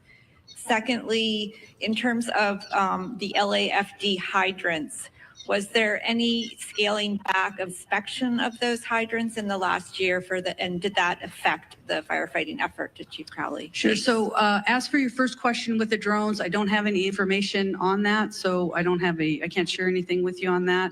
In regard to the hydrants, historically, January is our hydrant testing phase. What I can tell you is we work closely with the Department of Water and Power. Those hydrants themselves are DWP's hydrants. They're to service the fire department. We partner with DWP in regard to that testing. Now, the very dynamic situation of where we are currently with the wildland season, if you may, there was a decision to postpone. We did not, in regard to the January start date, we have all year to test them. And also, mind you, our local fire stations are every single day going up and down the streets and looking at our hydrants. If there's any damage to hydrants, we report those as well. We were just kicking off that time frame of the beginning of the year when we normally would. What we did was postpone that until, because of the call volume that we're dealing with, and we're working closely with DWP at that point. I don't think it negatively impacted our abilities in this specific area. Thank you. Thank you. In the third row there. David Zahnizer with the Los Sarah. Angeles Times. I have a two-part budget question. My first part is, can you talk about the reserve fund? Last year, there was a lot of concern that the reserve fund had fallen below 4% and was heading toward that 2.75 number that I think makes it difficult for the city to authorize spending. Do you know how low it has gotten at this point and how quickly you're burning through the reserve? Do you want to go with your second question too? Sure. The second question is, do you have any concern about blowing through the reserve before the state and federal money will arrive? So let me just say that, as I said a few minutes ago, our number one priority right now is to save lives, to protect lives, to save homes. I'm not here to talk about the status of our budget. If you would like to do that on another occasion, that would be fine in terms of the reserve fund. I don't have those concerns right now. And I will say that after our first priority, then we will look back at everything that was done to do an evaluation to see what worked and what didn't work. Thank you. Thank you. We are over time. However, we will have one-on-one interviews. CAL FIRE wants to give an update on structures, et cetera, to get a clarification. I think it's important for you to highlight numbers. Good morning. My name is Todd Hopkins. I'm one of the incident commanders for the CAL FIRE incident management teams. Of the thousands of structures, I just want to clarify that have been destroyed. We get this initial intel from Intel flights, and what they do is they pick up heat signatures, and we base off those heat signatures an estimate of what structures are destroyed. What I want to clarify is that a structure, it doesn't necessarily mean that it's a residential structure or a commercial structure. It could be a vehicle, it could be an outbuilding. So we do have people, damage inspection teams that are on the ground that will go out to every single home. They will catalog whether a house is destroyed, if it's partially destroyed or just damaged, and all that information will be turned over to the city and to the county once the damage inspection teams get done. So although we know that there are many homes destroyed, the thousands of structures can mean many different things besides just a home. But it is thousands plural that have been destroyed? Thousands of structures, yes, but that could be a motorhome, that could be a car, that could be a shed, it could be a residential structure. So I just wanted to make that clarification. Thank you very much. And we are end of press conference, one-on-ones. We also have Spanish. We will conduct that over here to the side with Sheriff Luna and a representative from LA City Fire. Thank you. All right, that was the update there from the LA County officials. There you go, guys. I don't know that we learned anything, did we?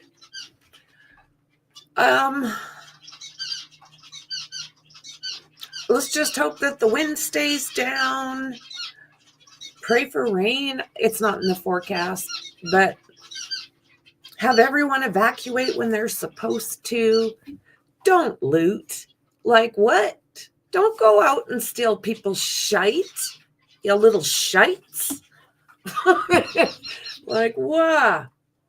So what I'm gonna do is I'm gonna jump off, and I've got some stuff I need to do, so I'm gonna get that done.